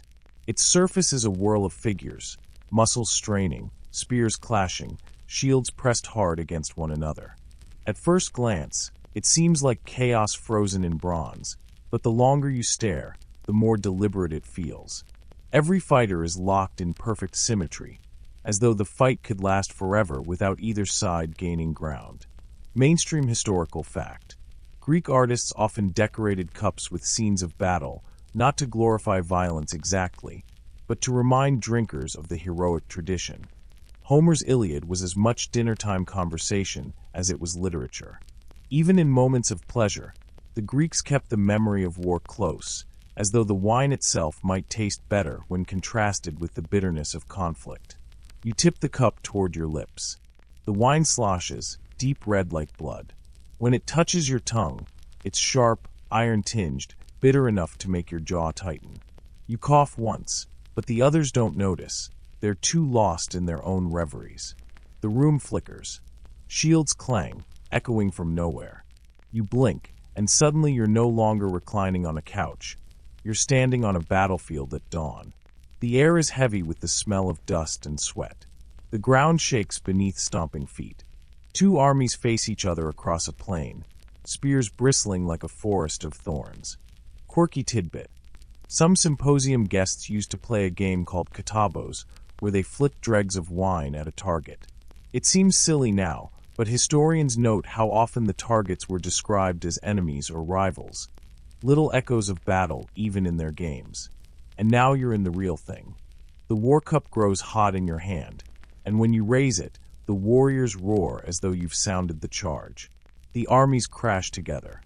Bronze clangs against bronze, shields smash, and voices rise in a terrible chorus. Historians still argue whether Greek battle scenes on cups were meant as warnings against hubris or as reminders of glory. But here, on this plane, they feel like a living paradox, exhilarating and horrifying at once. You stumble forward, caught in the press of bodies. A soldier brushes past you, face painted, eyes wild. He doesn't seem to notice you, though your shoulder burns where his armor grazed. Another fighter drops his spear, falls to his knees, and vanishes as the dust swallows him whole. The noise is unbearable. Joke 1. 10 out of 10, do not recommend as your morning cardio. You search desperately for a way out, and the cup pulls you toward a rise in the ground. You climb it, slipping on loose soil, until you reach the top. From here, the battlefield stretches like an endless painting, repeating the same clash over and over, as if time itself is stuck. At the center, two champions fight. Their weapons blur, their faces indistinct. One could be Achilles, the other Hector, or perhaps their nameless, eternal archetypes. Every strike they land shakes the earth. You realize the whole battle is built around them, orbiting their duel like stars around a sun. You try to turn away, but your gaze is glued. The fighters pause just for a second, and both look at you. Their eyes pierce through you, colder than steel. You feel like an intruder, like someone who's glimpsed something sacred and forbidden. Then, with a single synchronized strike, they vanish, and the plane empties into silence. You're alone, save for the cup. The battlefield dissolves, leaving only footprints in the dust. But the prints don't stay still. They rearrange themselves into patterns, forming a winding path that leads back to the symposium. You follow, stepping carefully, each mark filling with fresh red liquid, until the floor beneath you is polished marble again. The laughter of your companions drifts back, thin and ghostly at first, then stronger, as though you're being tuned into the right frequency. Someone nudges you with an elbow, asking why you look so pale. You don't answer. Your hand still clutches the battle cup, and its rim feels warm, as though it remembers every drop of struggle it's shown you. Joke 2. Note to self, next time, pick the cup with kittens on it. As the heat fades, you set the vessel down, trying to steady your breath. The symposium carries on, unbothered by your momentary detour into blood and dust. Another guest leans forward, sliding the next cup toward you. Its shape is unusual, shallow and wide, with handles curling like ears. Inside, painted figures spin in a circle, dancers frozen mid-step. Compared to the battle cup, it looks almost playful, even innocent. You hesitate, glancing once more at the warriors still etched into the bronze. Their eternal clash remains, but muted now, like echoes fading into memory. You exhale slowly, grip the new cup, and prepare to discover what kind of world hides inside a vessel devoted not to war, but to the ecstatic frenzy of dance. Joke 3. From bloodshed to breakdancing, Dionysus really knew how to pace a party. The dancers whirl inside the shallow cup, as though caught in an endless loop of rhythm. You tilt it, and the figures almost seem to shift, toes skimming across the rim, arms thrown wide in joyous abandon. The handles curl outward like ears, catching the candlelight, making the entire vessel look faintly alive, as if the cup itself is listening for music. When you raise it, the scent of the wine feels lighter than before. Not iron and dust this time, but honey, thyme, a dash of something floral that makes your nose twitch. You sip, and it's smoother, too easy, like nectar trickling down your throat. It leaves a warmth that spreads through your chest, loosening your shoulders, softening the sharp edges of thought. Mainstream historical fact. Greek vases often depicted dancers at symposiums, and dance was tightly bound to the cult of Dionysus. It wasn't just entertainment, it was part of ritual, meant to blur the boundary between orderly society and ecstatic release. The shallow Kylix cup, with its wide surface, was perfect for such scenes. Drinkers would tilt it back and suddenly find themselves staring into a miniature stage of painted revelers. And sure enough, as you set the cup down, the figures begin to move. One taps a foot against the surface. Another twirls, her robes fanning out. Soon the whole painted ring erupts into motion, and the sound of flutes and drums swells from nowhere. Quirky tidbit. In certain Greek festivals, dancers would wear masks of satyrs, and the line between performance and actual frenzy blurred. To outside observers, it sometimes looked like madness. To insiders, it was the god himself, Dionysus, moving through their bodies. The room itself obeys. The symposium's orderly couches and tables fade into a wide-open courtyard under moonlight. Torches flare along the edges, smoke curling upward. Dozens of dancers circle around you, stamping their feet in time with drums. Some wear animal masks, others crowns of ivy. A few carry little cups just like yours, splashing red arcs into the air as they twirl. You're swept into their rhythm. Someone grabs your hand, warm, sweaty, and pulls you into the circle. Your feet stumble at first, but the beat insists, relentless, until your body obeys. You spin, arms out, the world blurring into streaks of firelight and smiling mouths. Historians still argue whether these ritual dances were meant as controlled social release, safe chaos within limits, or if they truly were seen as divine possession, moments where humans surrendered entirely to something beyond themselves. Tonight, for you, there is no debate. The god is here. Joke 1. And to think, I used to get winded just climbing stairs. The drumming grows faster, your heart keeping pace. Sweat drips down your back, but instead of discomfort, it feels electric, as though each drop is charged with energy. You laugh out loud, a sound you barely recognize as your own, freer than you've ever heard it. The circle widens, the dancers flinging out toward the edges. Some collapse, panting, rolling onto the ground in fits of giggles. Others whirl so fast they seem to vanish into thin air, leaving only a ripple in the night air where they once spun. Then the music shifts. The flutes hold a long, wailing note, and the drums fall silent. Everyone stops at once, frozen mid-motion. A hush blankets the courtyard, heavy as velvet. Slowly, every face turns toward you. You swallow hard, suddenly self-conscious. At the center, a figure emerges. Taller than the rest, draped in robes patterned with vines, his head crowned not with ivy, but with grape clusters that gleam like amethysts in the firelight. His eyes catch yours, and your stomach flips. There's no mistaking who this is. Dionysus himself. He doesn't speak. He only raises a hand, and the cup in your grip trembles. The wine ripples as though stirred by wind, though no breeze touches your skin. Then the liquid rises, shapes forming in midair, wine droplets solidifying into dancers who pirouette above the cup's rim.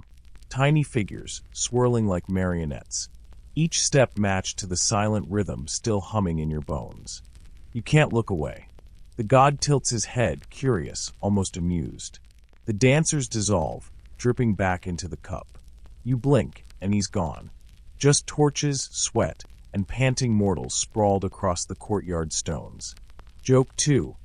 Imagine explaining this on your Fitbit activity tracker. The flutes return, softer now, carrying a lullaby-like tune. The circle of dancers thins as people drift away, slipping into shadows, lying down beneath the ivy arches to rest. You follow, lowering yourself onto the cool stone. Your pulse finally slows. The stars overhead shimmer, and the smoke from the torches curls into shapes you can't quite name. Spirals, knots, a laughing mouth. The kylix rests at your side. Its painted figures are motionless once more, though a faint trace of joy seems to linger in their eyes, as though they've shared a secret with you alone. You touch the rim and feel the afterglow of the dance humming beneath your skin.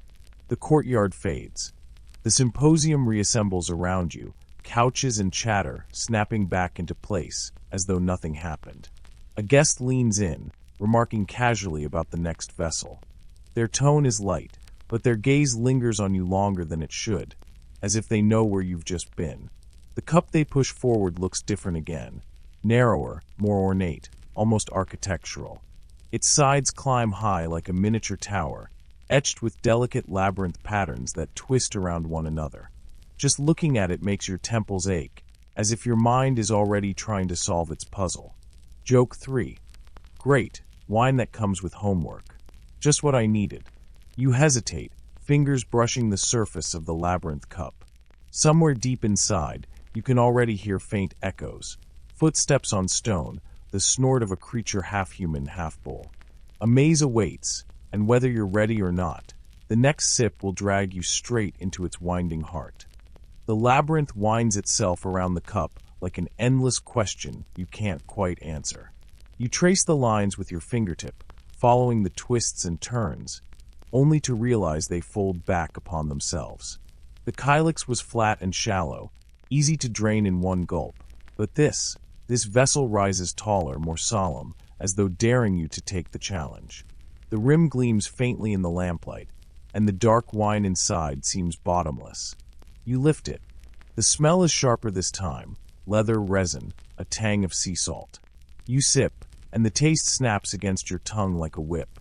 Not sweet but bracing, bitter at first, then blossoming into something rich, smoky, strangely addictive. You swallow again, and the room shifts. The symposium blurs, its couches folding into shadow, and you stand in a long, narrow hallway of stone. The walls rise impossibly high, torchlight licking across them. Air hangs heavy, thick with the scent of moss and dust. You glance back. No doorway, no gathering, no laughter. Only more stone behind you. Mainstream historical fact. Labyrinth patterns were deeply tied to Greek myth, most famously in the story of King Minos's labyrinth, built to imprison the Minotaur. Ancient artisans sometimes etched these maze designs on cups, coins, and mosaics. Not as simple decoration, but as symbols of entrapment, ritual journeys, or even metaphors for the winding path of human life. The cup in your hand dissolves, and suddenly you're empty-handed. Instead, the torch in the wall flickers brighter, as if insisting, forward. You walk. Sand scrapes under your sandals, and every step echoes, overlapping until it sounds like multiple people are walking with you. Except they're not. You're alone. Quirky tidbit. In certain mystery cults, participants reenacted journeys through mazes or caves, blindfolded or led by rope, as symbolic deaths and rebirths.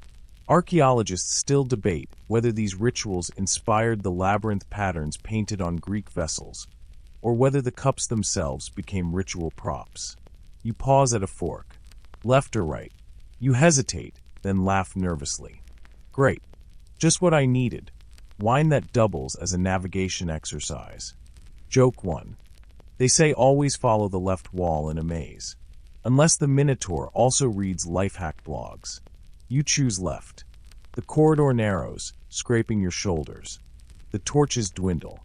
Soon you're stumbling in near darkness, guided only by the smell of damp stone and the sound of your own breathing. A low rumble reaches your ears, steady, guttural. You freeze. It's too deep for wind, too alive. And then you see it. Hoof prints gouged into the dust. Large. Fresh. Historians still argue whether the Minotaur myth was purely symbolic, a tale of human sacrifice, a parable of political dominance, or an echo of older bull worship rituals. But tonight, none of that helps, because the sound is growing closer. You break into a jog, heart hammering. The maze turns sharply, opens briefly, then narrows again. Each corner could hide the beast. Sweat slicks your palms. The echo behind you grows louder, hooves pounding in rhythm with your pulse. Joke 2. This is the part where horror movie audiences yell at me not to split up from myself. The torchlight flares, revealing an alcove ahead. Inside rests a small cup, identical to the one you were handed earlier. Its labyrinth design glows faintly, like molten metal. Desperate, you grab it, half expecting it to burn your hand. Instead, it's cool. The wine inside shimmers with impossible brightness, like liquid moonlight. Without thinking, you drink. The walls ripple. The roar fades. Your vision bends sideways, and you stumble. When you open your eyes, the corridor is gone. Instead, you stand in an open chamber, airy and vast. Vines crawl along the walls. In the center lies the Minotaur, but not as a raging monster. He reclines like a weary guest at a symposium, his bull's head resting on one palm, a vessel in his other hand. He tips it toward you in greeting, as though you're late to join his feast. You hesitate. He snorts softly, not in anger but almost amusement. His voice rumbles like rolling stones. You came all this way for a drink. Sit. Joke 3. When even the half-bull, half-man monster looks more relaxed than you. You sit. The floor feels cool, grounding. He gestures, and another cup fills itself, brimming with that same moonlight wine. You sip, and the bitterness softens. The Minotaur closes his eyes, humming faintly, as though the maze was never meant as punishment, but as a way to slow intruders, to make them worthy of the wine at its heart. The chamber flickers. The Minotaur fades, leaving only the sound of your own steady breath. Stone walls dissolve. You're back on the couch in the symposium, the cup returned to your hand.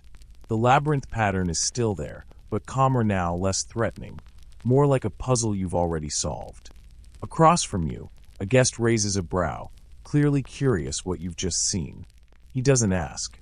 Instead, he pushes another vessel toward you, this one low, heavy, with thick walls carved like scales. Its color shimmers between bronze and green. Somehow, you know what awaits inside will not be about puzzles or dances, but about creatures older, hungrier, and much less polite. The scaled vessel glints in your hands, almost reptilian. Its weight is uneven, as though something alive might be coiled inside. You tilt it, and the wine within catches the lamplight in rippling waves, dark, glossy, with a sheen that reminds you of oil slicks on water. You bring it closer, cautious. The scent hits you first, musky, earthy, tinged with iron and brine. It's not the honeyed perfume of earlier cups. It smells primal. Your lips brush the rim, and you sip. The taste slams into you, sharp, metallic, followed by a strange coolness that spreads through your throat like swallowing liquid scales. The symposium fades. Couches dissolve. The air grows moist, heavy. You find yourself standing at the edge of a cavern pool, black water stretching out into endless shadow. Dripping echoes fill the chamber. Something stirs beneath the surface, rippling concentric rings outward. Mainstream historical fact. In Greek mythology, serpents and dragons often guarded sacred springs or treasures. From Python at Delphi to Ladon guarding the golden apples, such creatures represented both danger and protection, linking water and wine with divine secrecy. Cups decorated with serpentine motifs weren't unusual. They signaled danger and power in every sip. You step closer to the pool, peering into the reflection. Your own face stares back, but something else moves behind it. A long, scaled body, coils thicker than tree trunks. Your pulse quickens. Quirky tidbit. Some Greek cups were deliberately made with handles shaped like snakes. Drinkers would tilt them so the serpent's mouth poured the wine. Half-gag gift, half-sacred joke, reminding guests that Dionysus's feasts danced constantly between humor and terror. You hear a hiss. The surface erupts. A massive serpent rises, water cascading off iridescent scales. Its head looms above you, eyes like molten amber.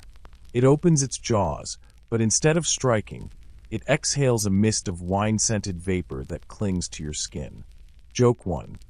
Oh great, a monster that doubles as an air freshener. The vapor burns faintly in your lungs. For a moment, you fear poison, but instead it makes you lightheaded, dreamlike. Your feet feel unsteady. The serpent coils around the pool, encircling you without striking.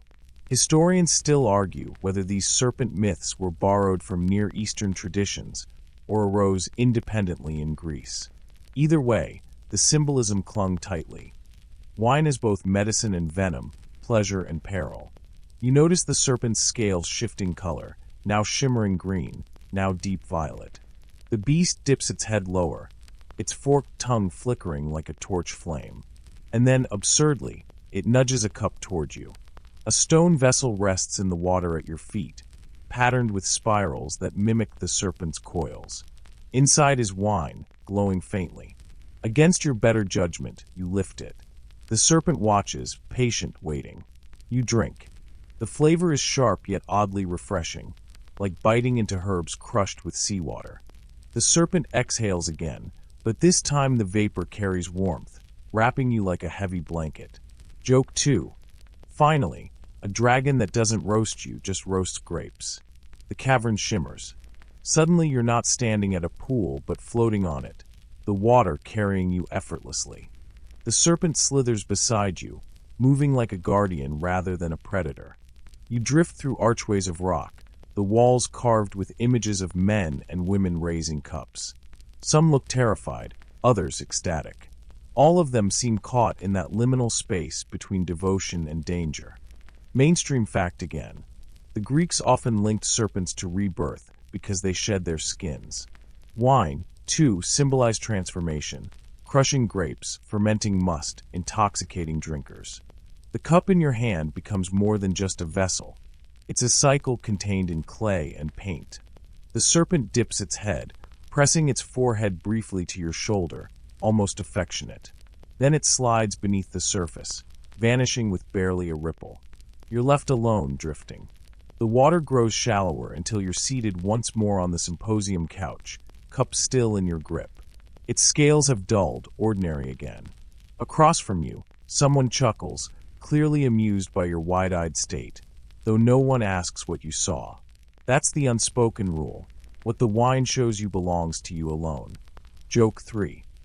Try explaining to your friends that you just made eye contact with a wine-loving python. The servant doesn't pause. Another vessel arrives, this one squat, heavy, patterned with jagged lightning bolts etched into its sides. The rim glows faintly as though it holds storm clouds inside. You glance at it, heart still racing from the serpent, and wonder if you're about to drink thunder itself. The storm-etched vessel hums faintly as you take it into your hands. Not just the vibration of pottery against skin. It feels as if the cup itself carries some kind of weather, a static charge prickling along your fingers. The wine inside glows darker than usual, shot through with little sparks when you tilt it. Almost as if lightning has been bottled and drowned in red liquid. You lift it slowly. The rim is warm, warmer than it should be. The first sip stings your lips, then your tongue. It's sharp, almost electric, a taste halfway between pomegranate and battery acid. You cough, eyes watering, but then a crack of thunder rolls through the room. The symposium shivers, every torch flickering at once. Suddenly the roof is gone, replaced by storm clouds churning above you. Lightning forks across the sky, jagged veins of white-blue splitting the darkness. Wind lashes your face, carrying the scent of rain and ozone. Mainstream historical fact. Dionysus wasn't only linked with wine, but also with sudden, violent weather. Ancient plays describe him arriving with thunderclaps and quakes, proof that pleasure and terror arrived together in his train. His rituals could dissolve into chaos as quickly as a clear sky turning into storm. You stagger to your feet. Around you, symposium guests are gone. You're alone in a cracked plain, soil trembling underfoot. The lightning-carved cup pulses in your grip, glowing brighter with each rumble of thunder. Quirky tidbit. Some ancient kylikes were painted with zigzag-patterned scholars believe mimicked lightning. Drinking from them was a cheeky way of saying you were gulping down storms.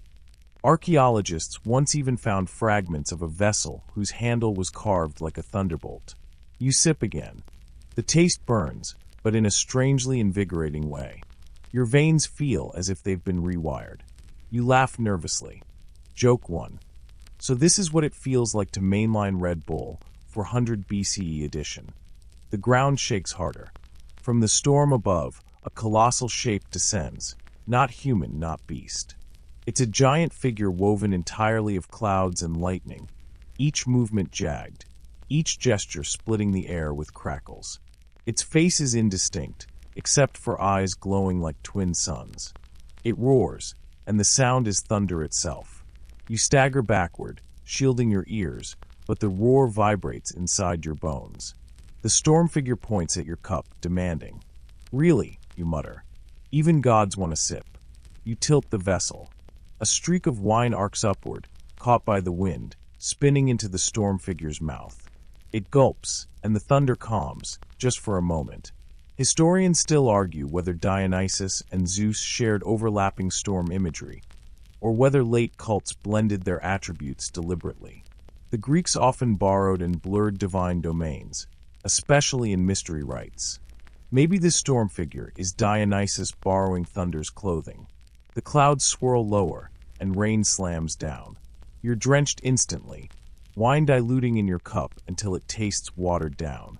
The storm figure laughs, a booming sound that rattles your ribs. But it's not cruel laughter. More like a drunk uncle who just knocked over a table. Joke 2. Nothing like getting heckled by a cumulonimbus.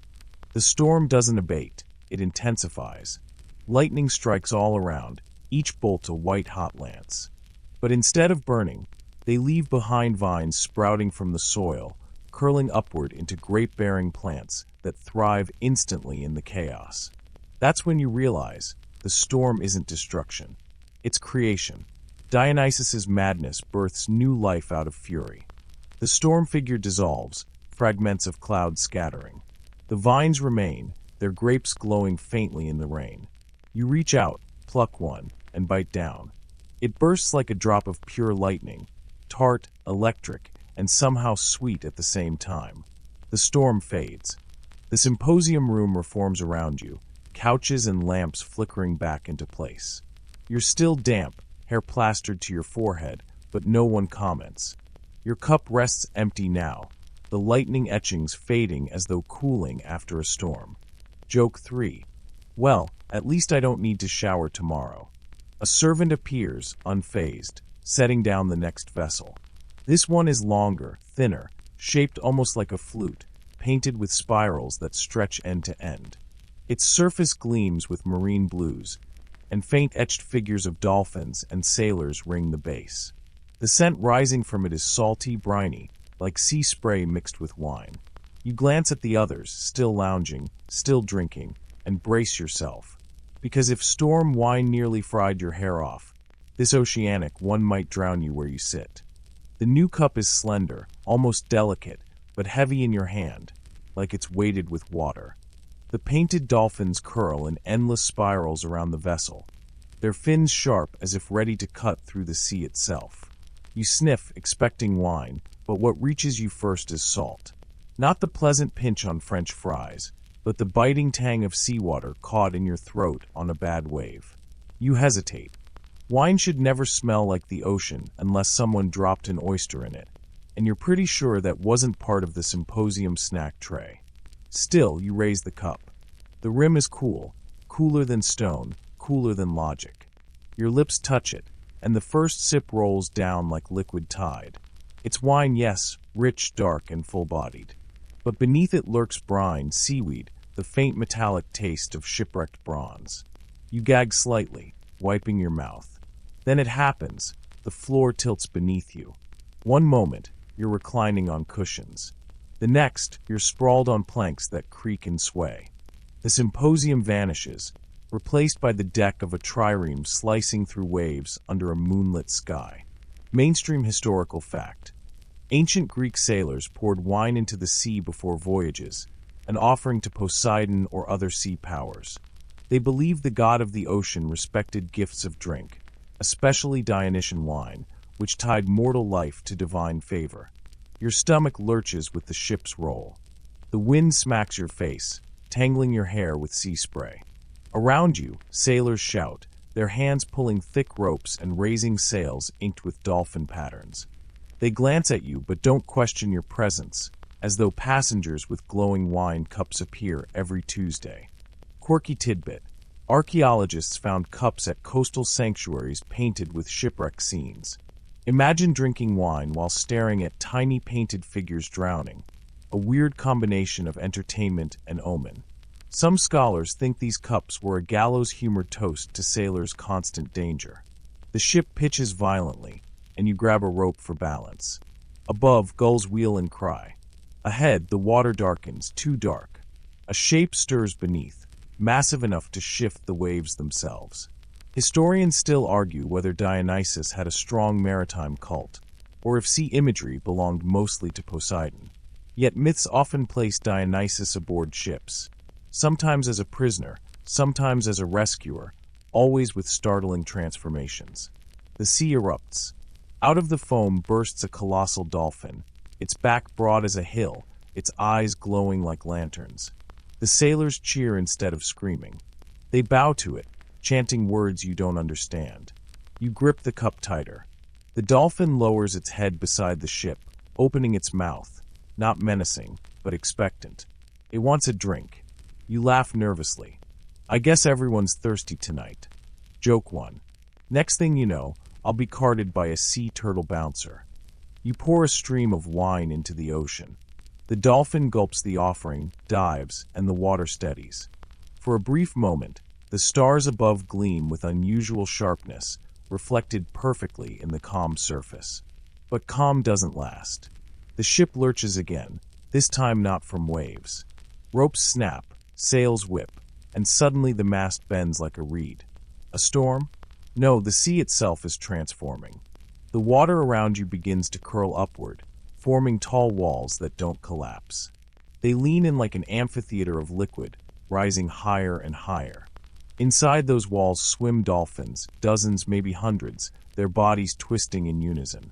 They leap and splash, but instead of returning to the sea, They keep climbing the watery wall like acrobats on an invisible ladder. Higher, higher, until their bodies blur into constellations across the night sky. You gape. The painted dolphins on your cup glow faintly, as if activated by the celestial performance. Then you blink, and you're standing on the sand of a moonlit beach. The ship is gone, the storm gone, only waves lapping calmly. Joke 2. Did I just invent Dolphin Cirque du Soleil? On the sand beside you, the cup remains. You lift it again, and the brine-heavy taste has softened. Now it's fresh, crisp, as if the dolphins scrubbed the salt out of it. You sip carefully, and the sea around you responds. Tiny phosphorescent lights bloom in the surf, glowing blue and green like stars scattered on water. Quirky callback. Remember that storm grape you ate earlier? The phosphorescent waves taste like its opposite. Gentle lightning softened into calm. Both storm and sea, it seems, are part of Dionysus's strange territory. The beach fades, replaced once more by the symposium room. Your couch welcomes you back with a sigh of cushions, as though you never left. Guests chatter idly, sipping from their own cups that clearly haven't transported them anywhere more dangerous than a hangover. Joke 3. Great, so I'm the only one getting the luxury cruise package. The next vessel is already at hand. This one is strange, even unsettling. Its bowl is shallow, but the inside gleams with mirrored silver, polished so smooth you see your own face peering back at you. The stem is short, the handles twisted like snakes. It's not painted but reflective, like a pool of still water. Your reflection wavers unnaturally, though you haven't moved. You lean closer. The surface doesn't just mirror. It distorts, stretching your eyes and warping your mouth into a grin you're not making. You set the cup down with a shiver. Because this one isn't about storms or seas. This one looks ready to drink you. You rub your eyes, but when you look again, the cup hasn't changed. It still gleams like a liquid mirror, the polished interior reflecting your face back at you. Only, it's not quite your face. Your reflection's eyes dart side to side, even though yours stay fixed. Its lips twitch upward into a grin you definitely didn't authorize. You lean closer, and it leans closer too, eager, almost mocking. The surface of the wine inside trembles, though you haven't moved the vessel. It ripples as if something beneath it is breathing, just shallow inhales and exhales. When you lift it, the handles coil around your fingers, not like metal, but like muscles flexing. Mainstream historical fact. Reflective cups were not common, but silver and bronze drinking vessels did exist in ancient Greece, often polished to mirror brightness. Some were ceremonial, meant to show not just the wine but the drinker's own face mingling with the liquid, a literal reflection of self in Dionysus's gift. You bring the rim close. Your reflection tilts its head and whispers. Yes, whispers, though you hear it inside your skull. The sound is slippery, like water sliding over stone. Drink and see what you hide. You hesitate. After dolphins and storms, do you really need a mirror lecturing you? You sip anyway, because apparently that's what you do now. The taste is sharp, metallic, colder than anything before. It burns like sucking on a coin. Your vision wavers. The symposium melts away, and suddenly you're standing in front of yourself. But not just one of you. Dozens. A hall of mirrors stretches out, each pane showing a slightly different version.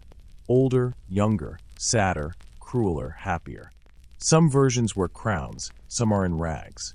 One holds a sword dripping with black ink, another cradles a baby. One wears the mask of comedy, another the mask of tragedy. Quirky tidbit. The Greeks believed mirrors could be gateways.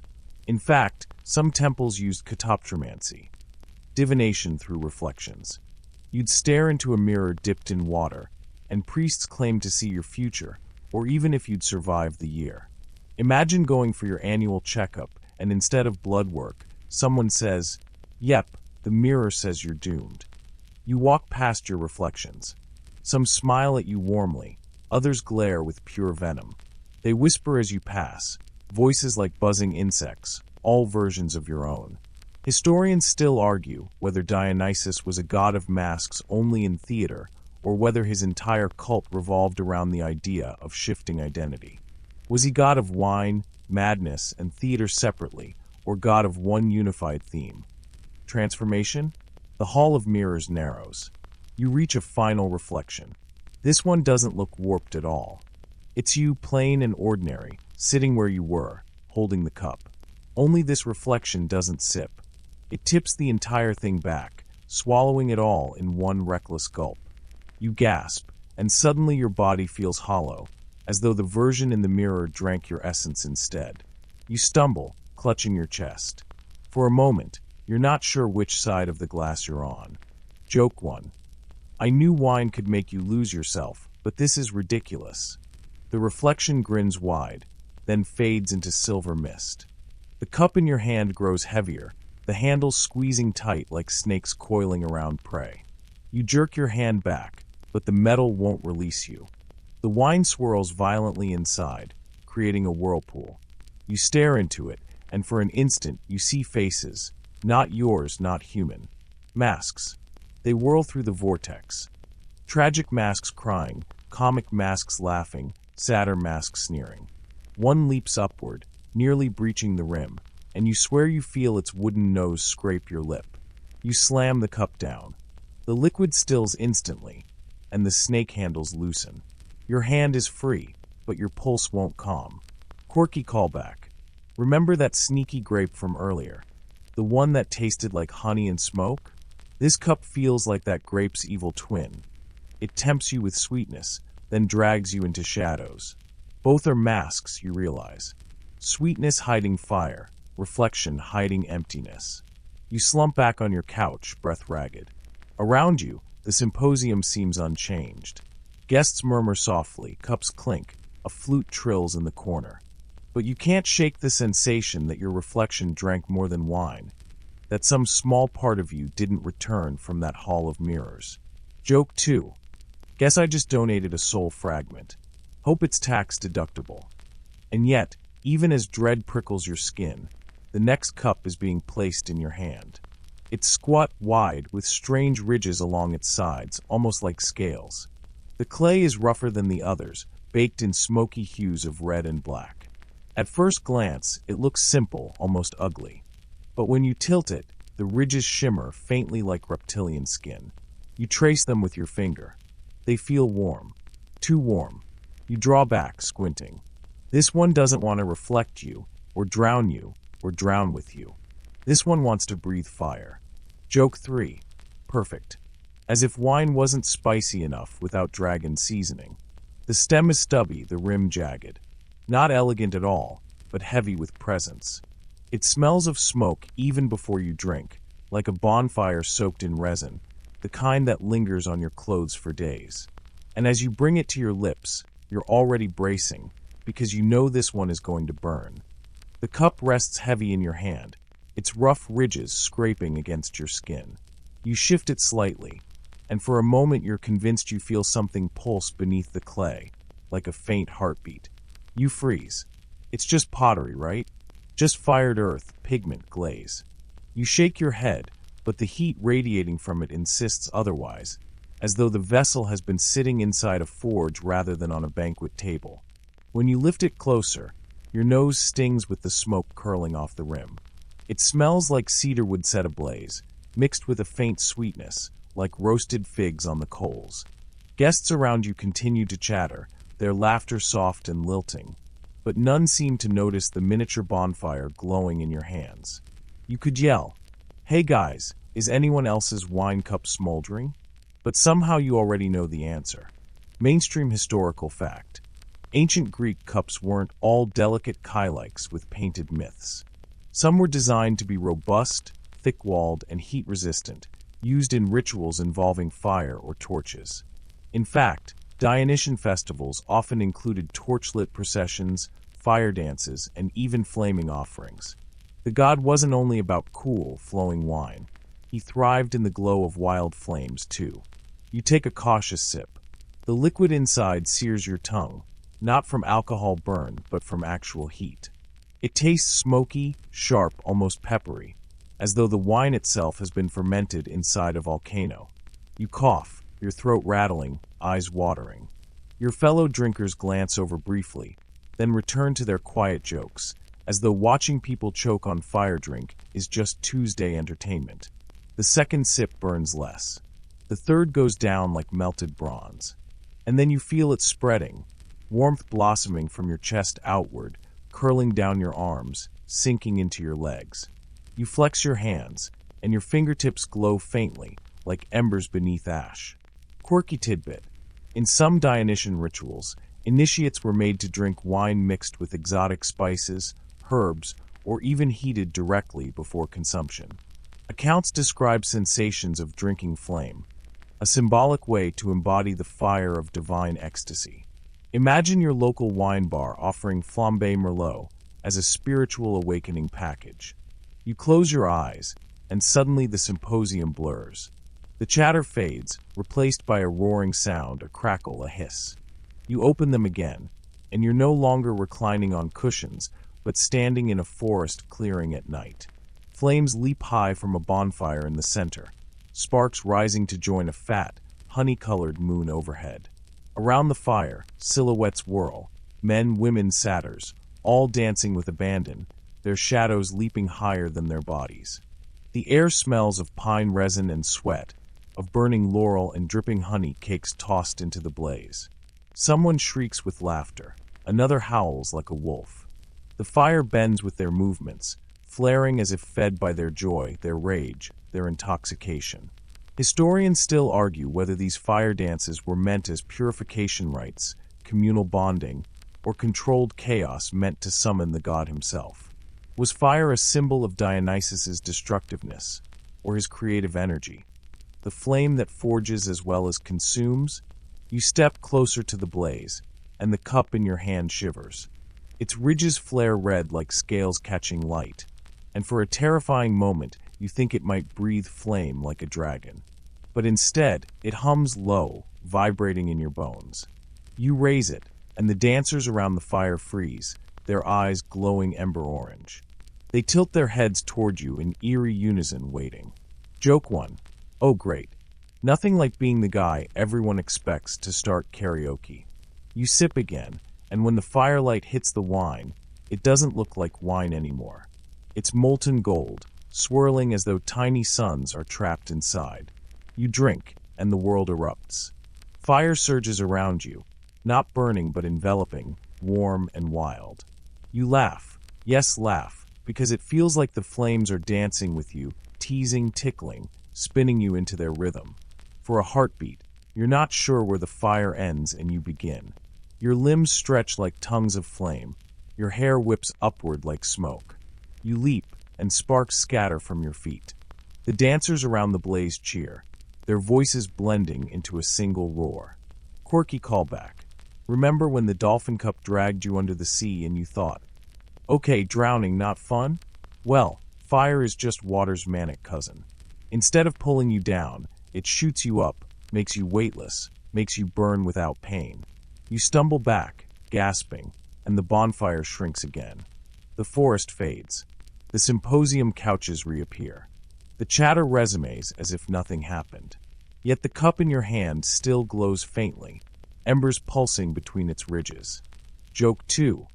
So either I'm possessed by fire spirits, or I just invented chilly wine.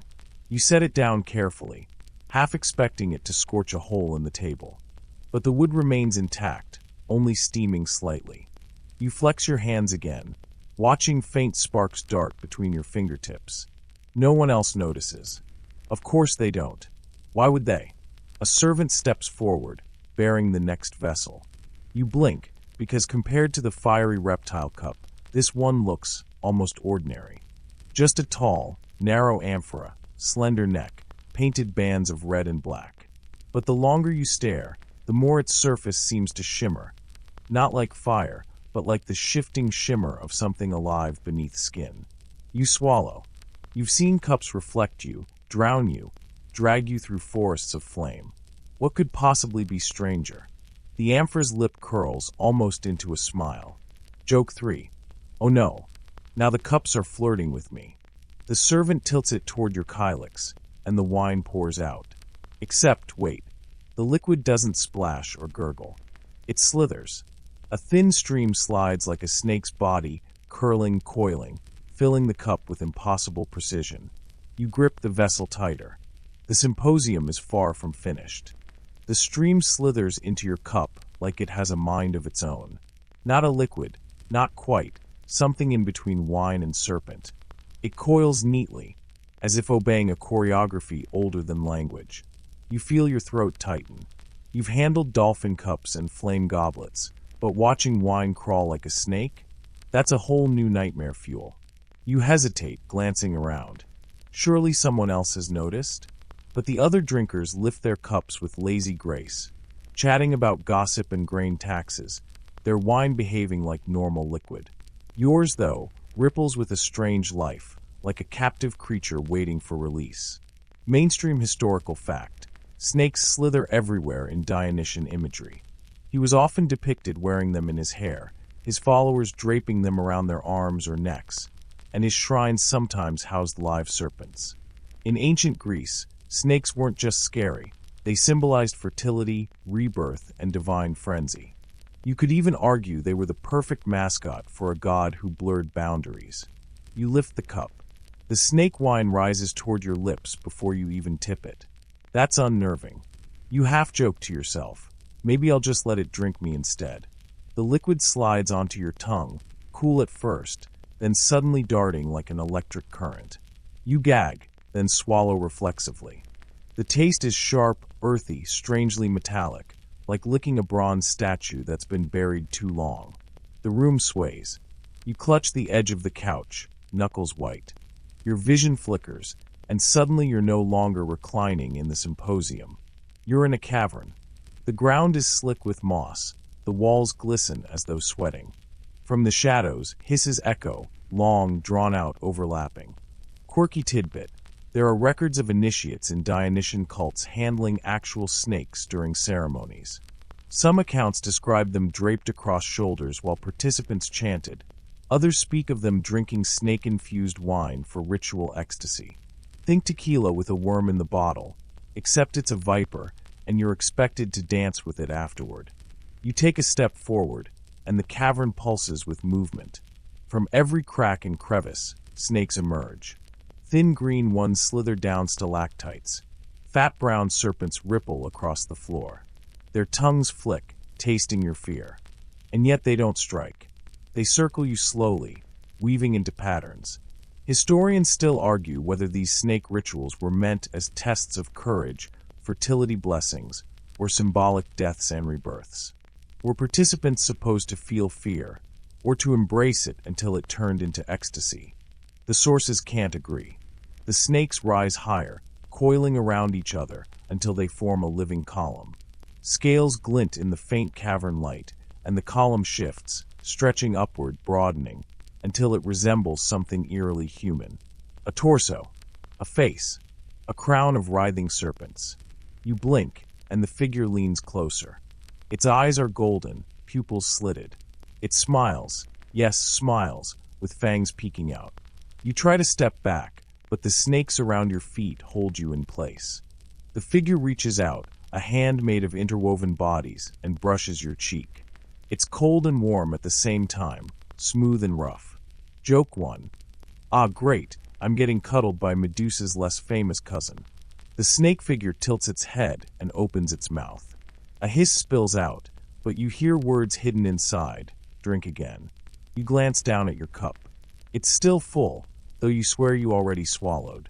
The wine snakes inside it, forming shapes, spirals, coils, even letters that dissolve before you can read them. Against all logic, you raise the cup and drink again. This time, the taste is sweeter. Like honey left too long in the sun, thick and sharp. Your limbs soften, your fear thinning into something like awe.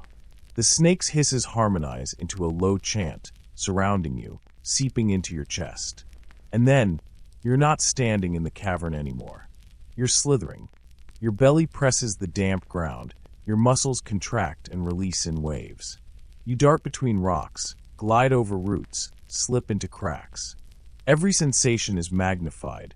The grit of soil against scales, the vibration of tiny footsteps overhead, the heat of warm-blooded creatures nearby. You flick a tongue you don't remember growing, and the world explodes with scent and taste all at once.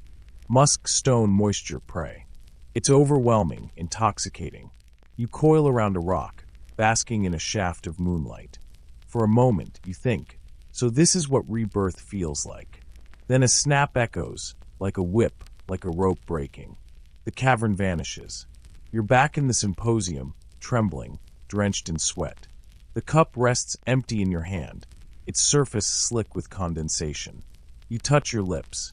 They sting faintly, as though bitten. Joke 2.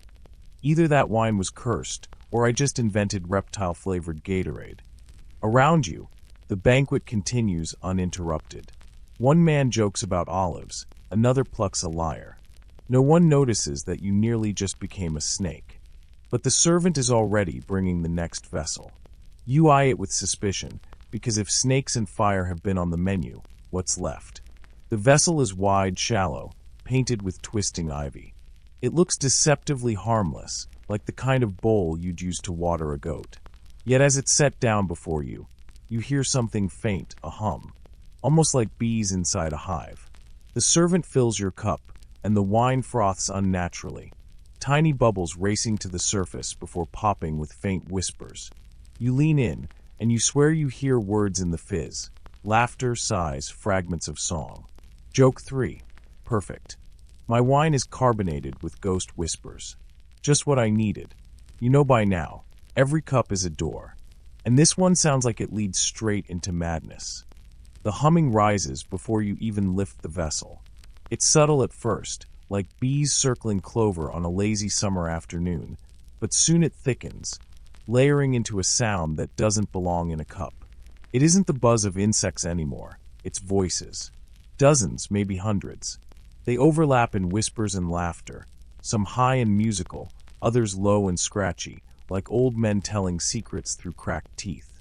You tilt the wine closer, and the froth trembles as if aware of you. A bubble swells unnaturally large, stretching before it bursts with a sharp pop. Out spills a faint chuckle, too human, too knowing. You recoil, because wine is not supposed to laugh at you. Mainstream historical fact. The Greeks did sometimes flavor their wines with herbs, spices, and resins that created frothy, almost effervescent drinks. Accounts even describe certain cups that seemed alive when filled, bubbles fizzing as though the drink had been enchanted. Whether coincidence or design, the effect was startling enough to feed myths about cups that sang, hummed, or whispered to their drinkers. Your fingers tighten around the rim. You debate setting it down, pretending you've already had enough, but curiosity wins, as it always does. You raise it, and the hum shifts into a melody, hauntingly familiar. It takes you a moment to place it, and when you do, your skin prickles. It's the lullaby your mother sang to you as a child. You freeze. No one else at the symposium reacts.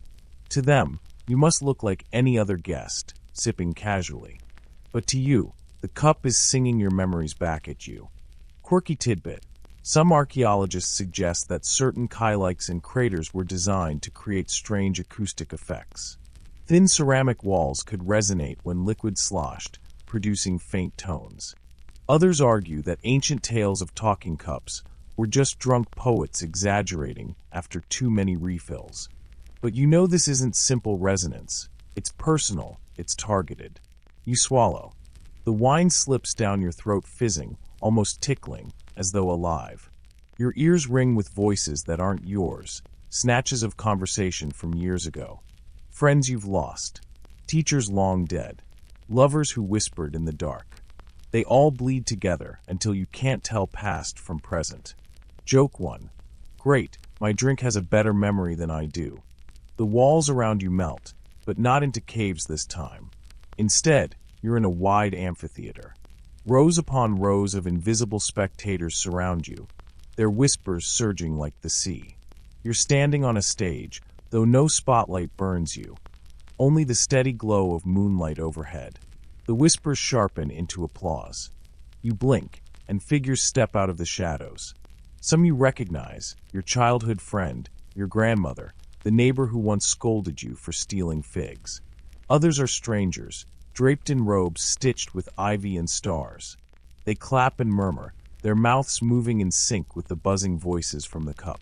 Historians still argue whether Dionysian ritual theater was meant purely for entertainment or if it blurred into initiation rites.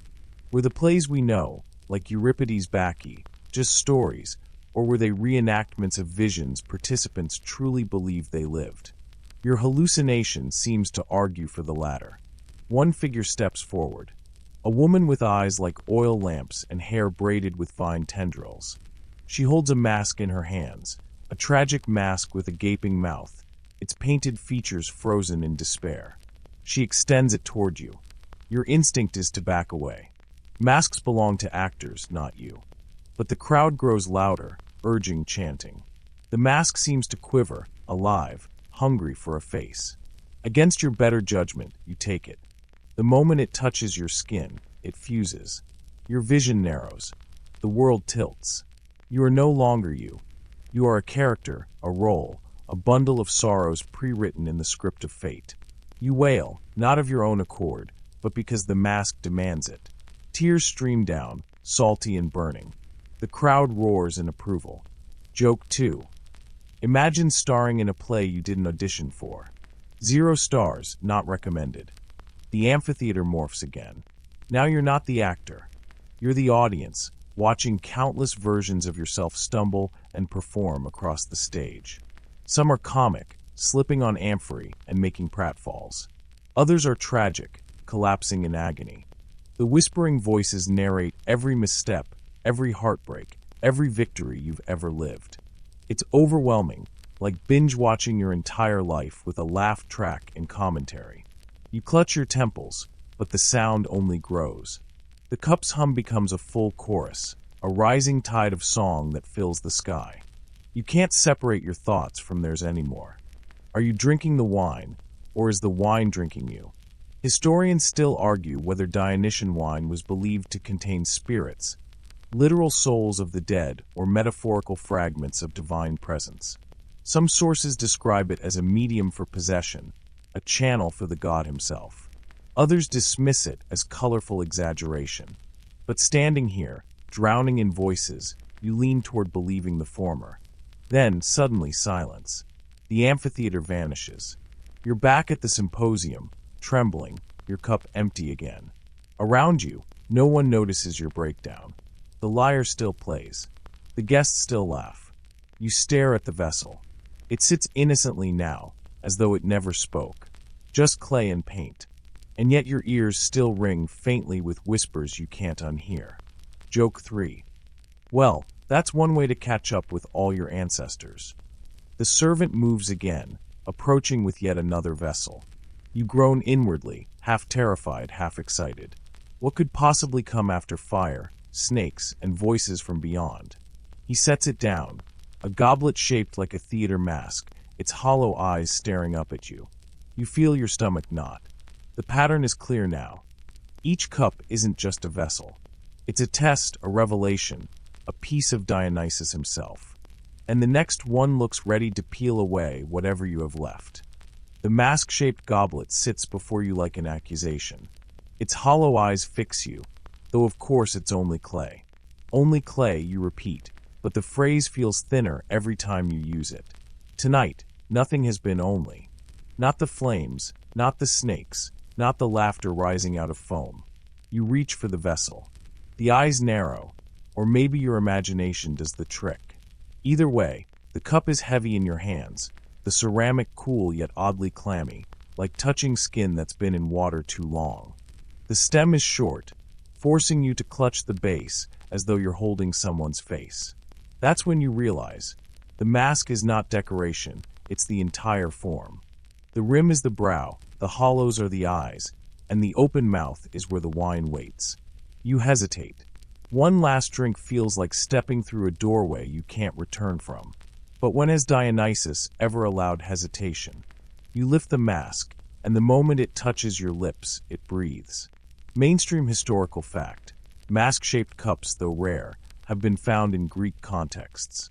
Scholars link them to the theater. Ritualized, Dionysian performances where wearing a mask meant surrendering identity to a role larger than oneself.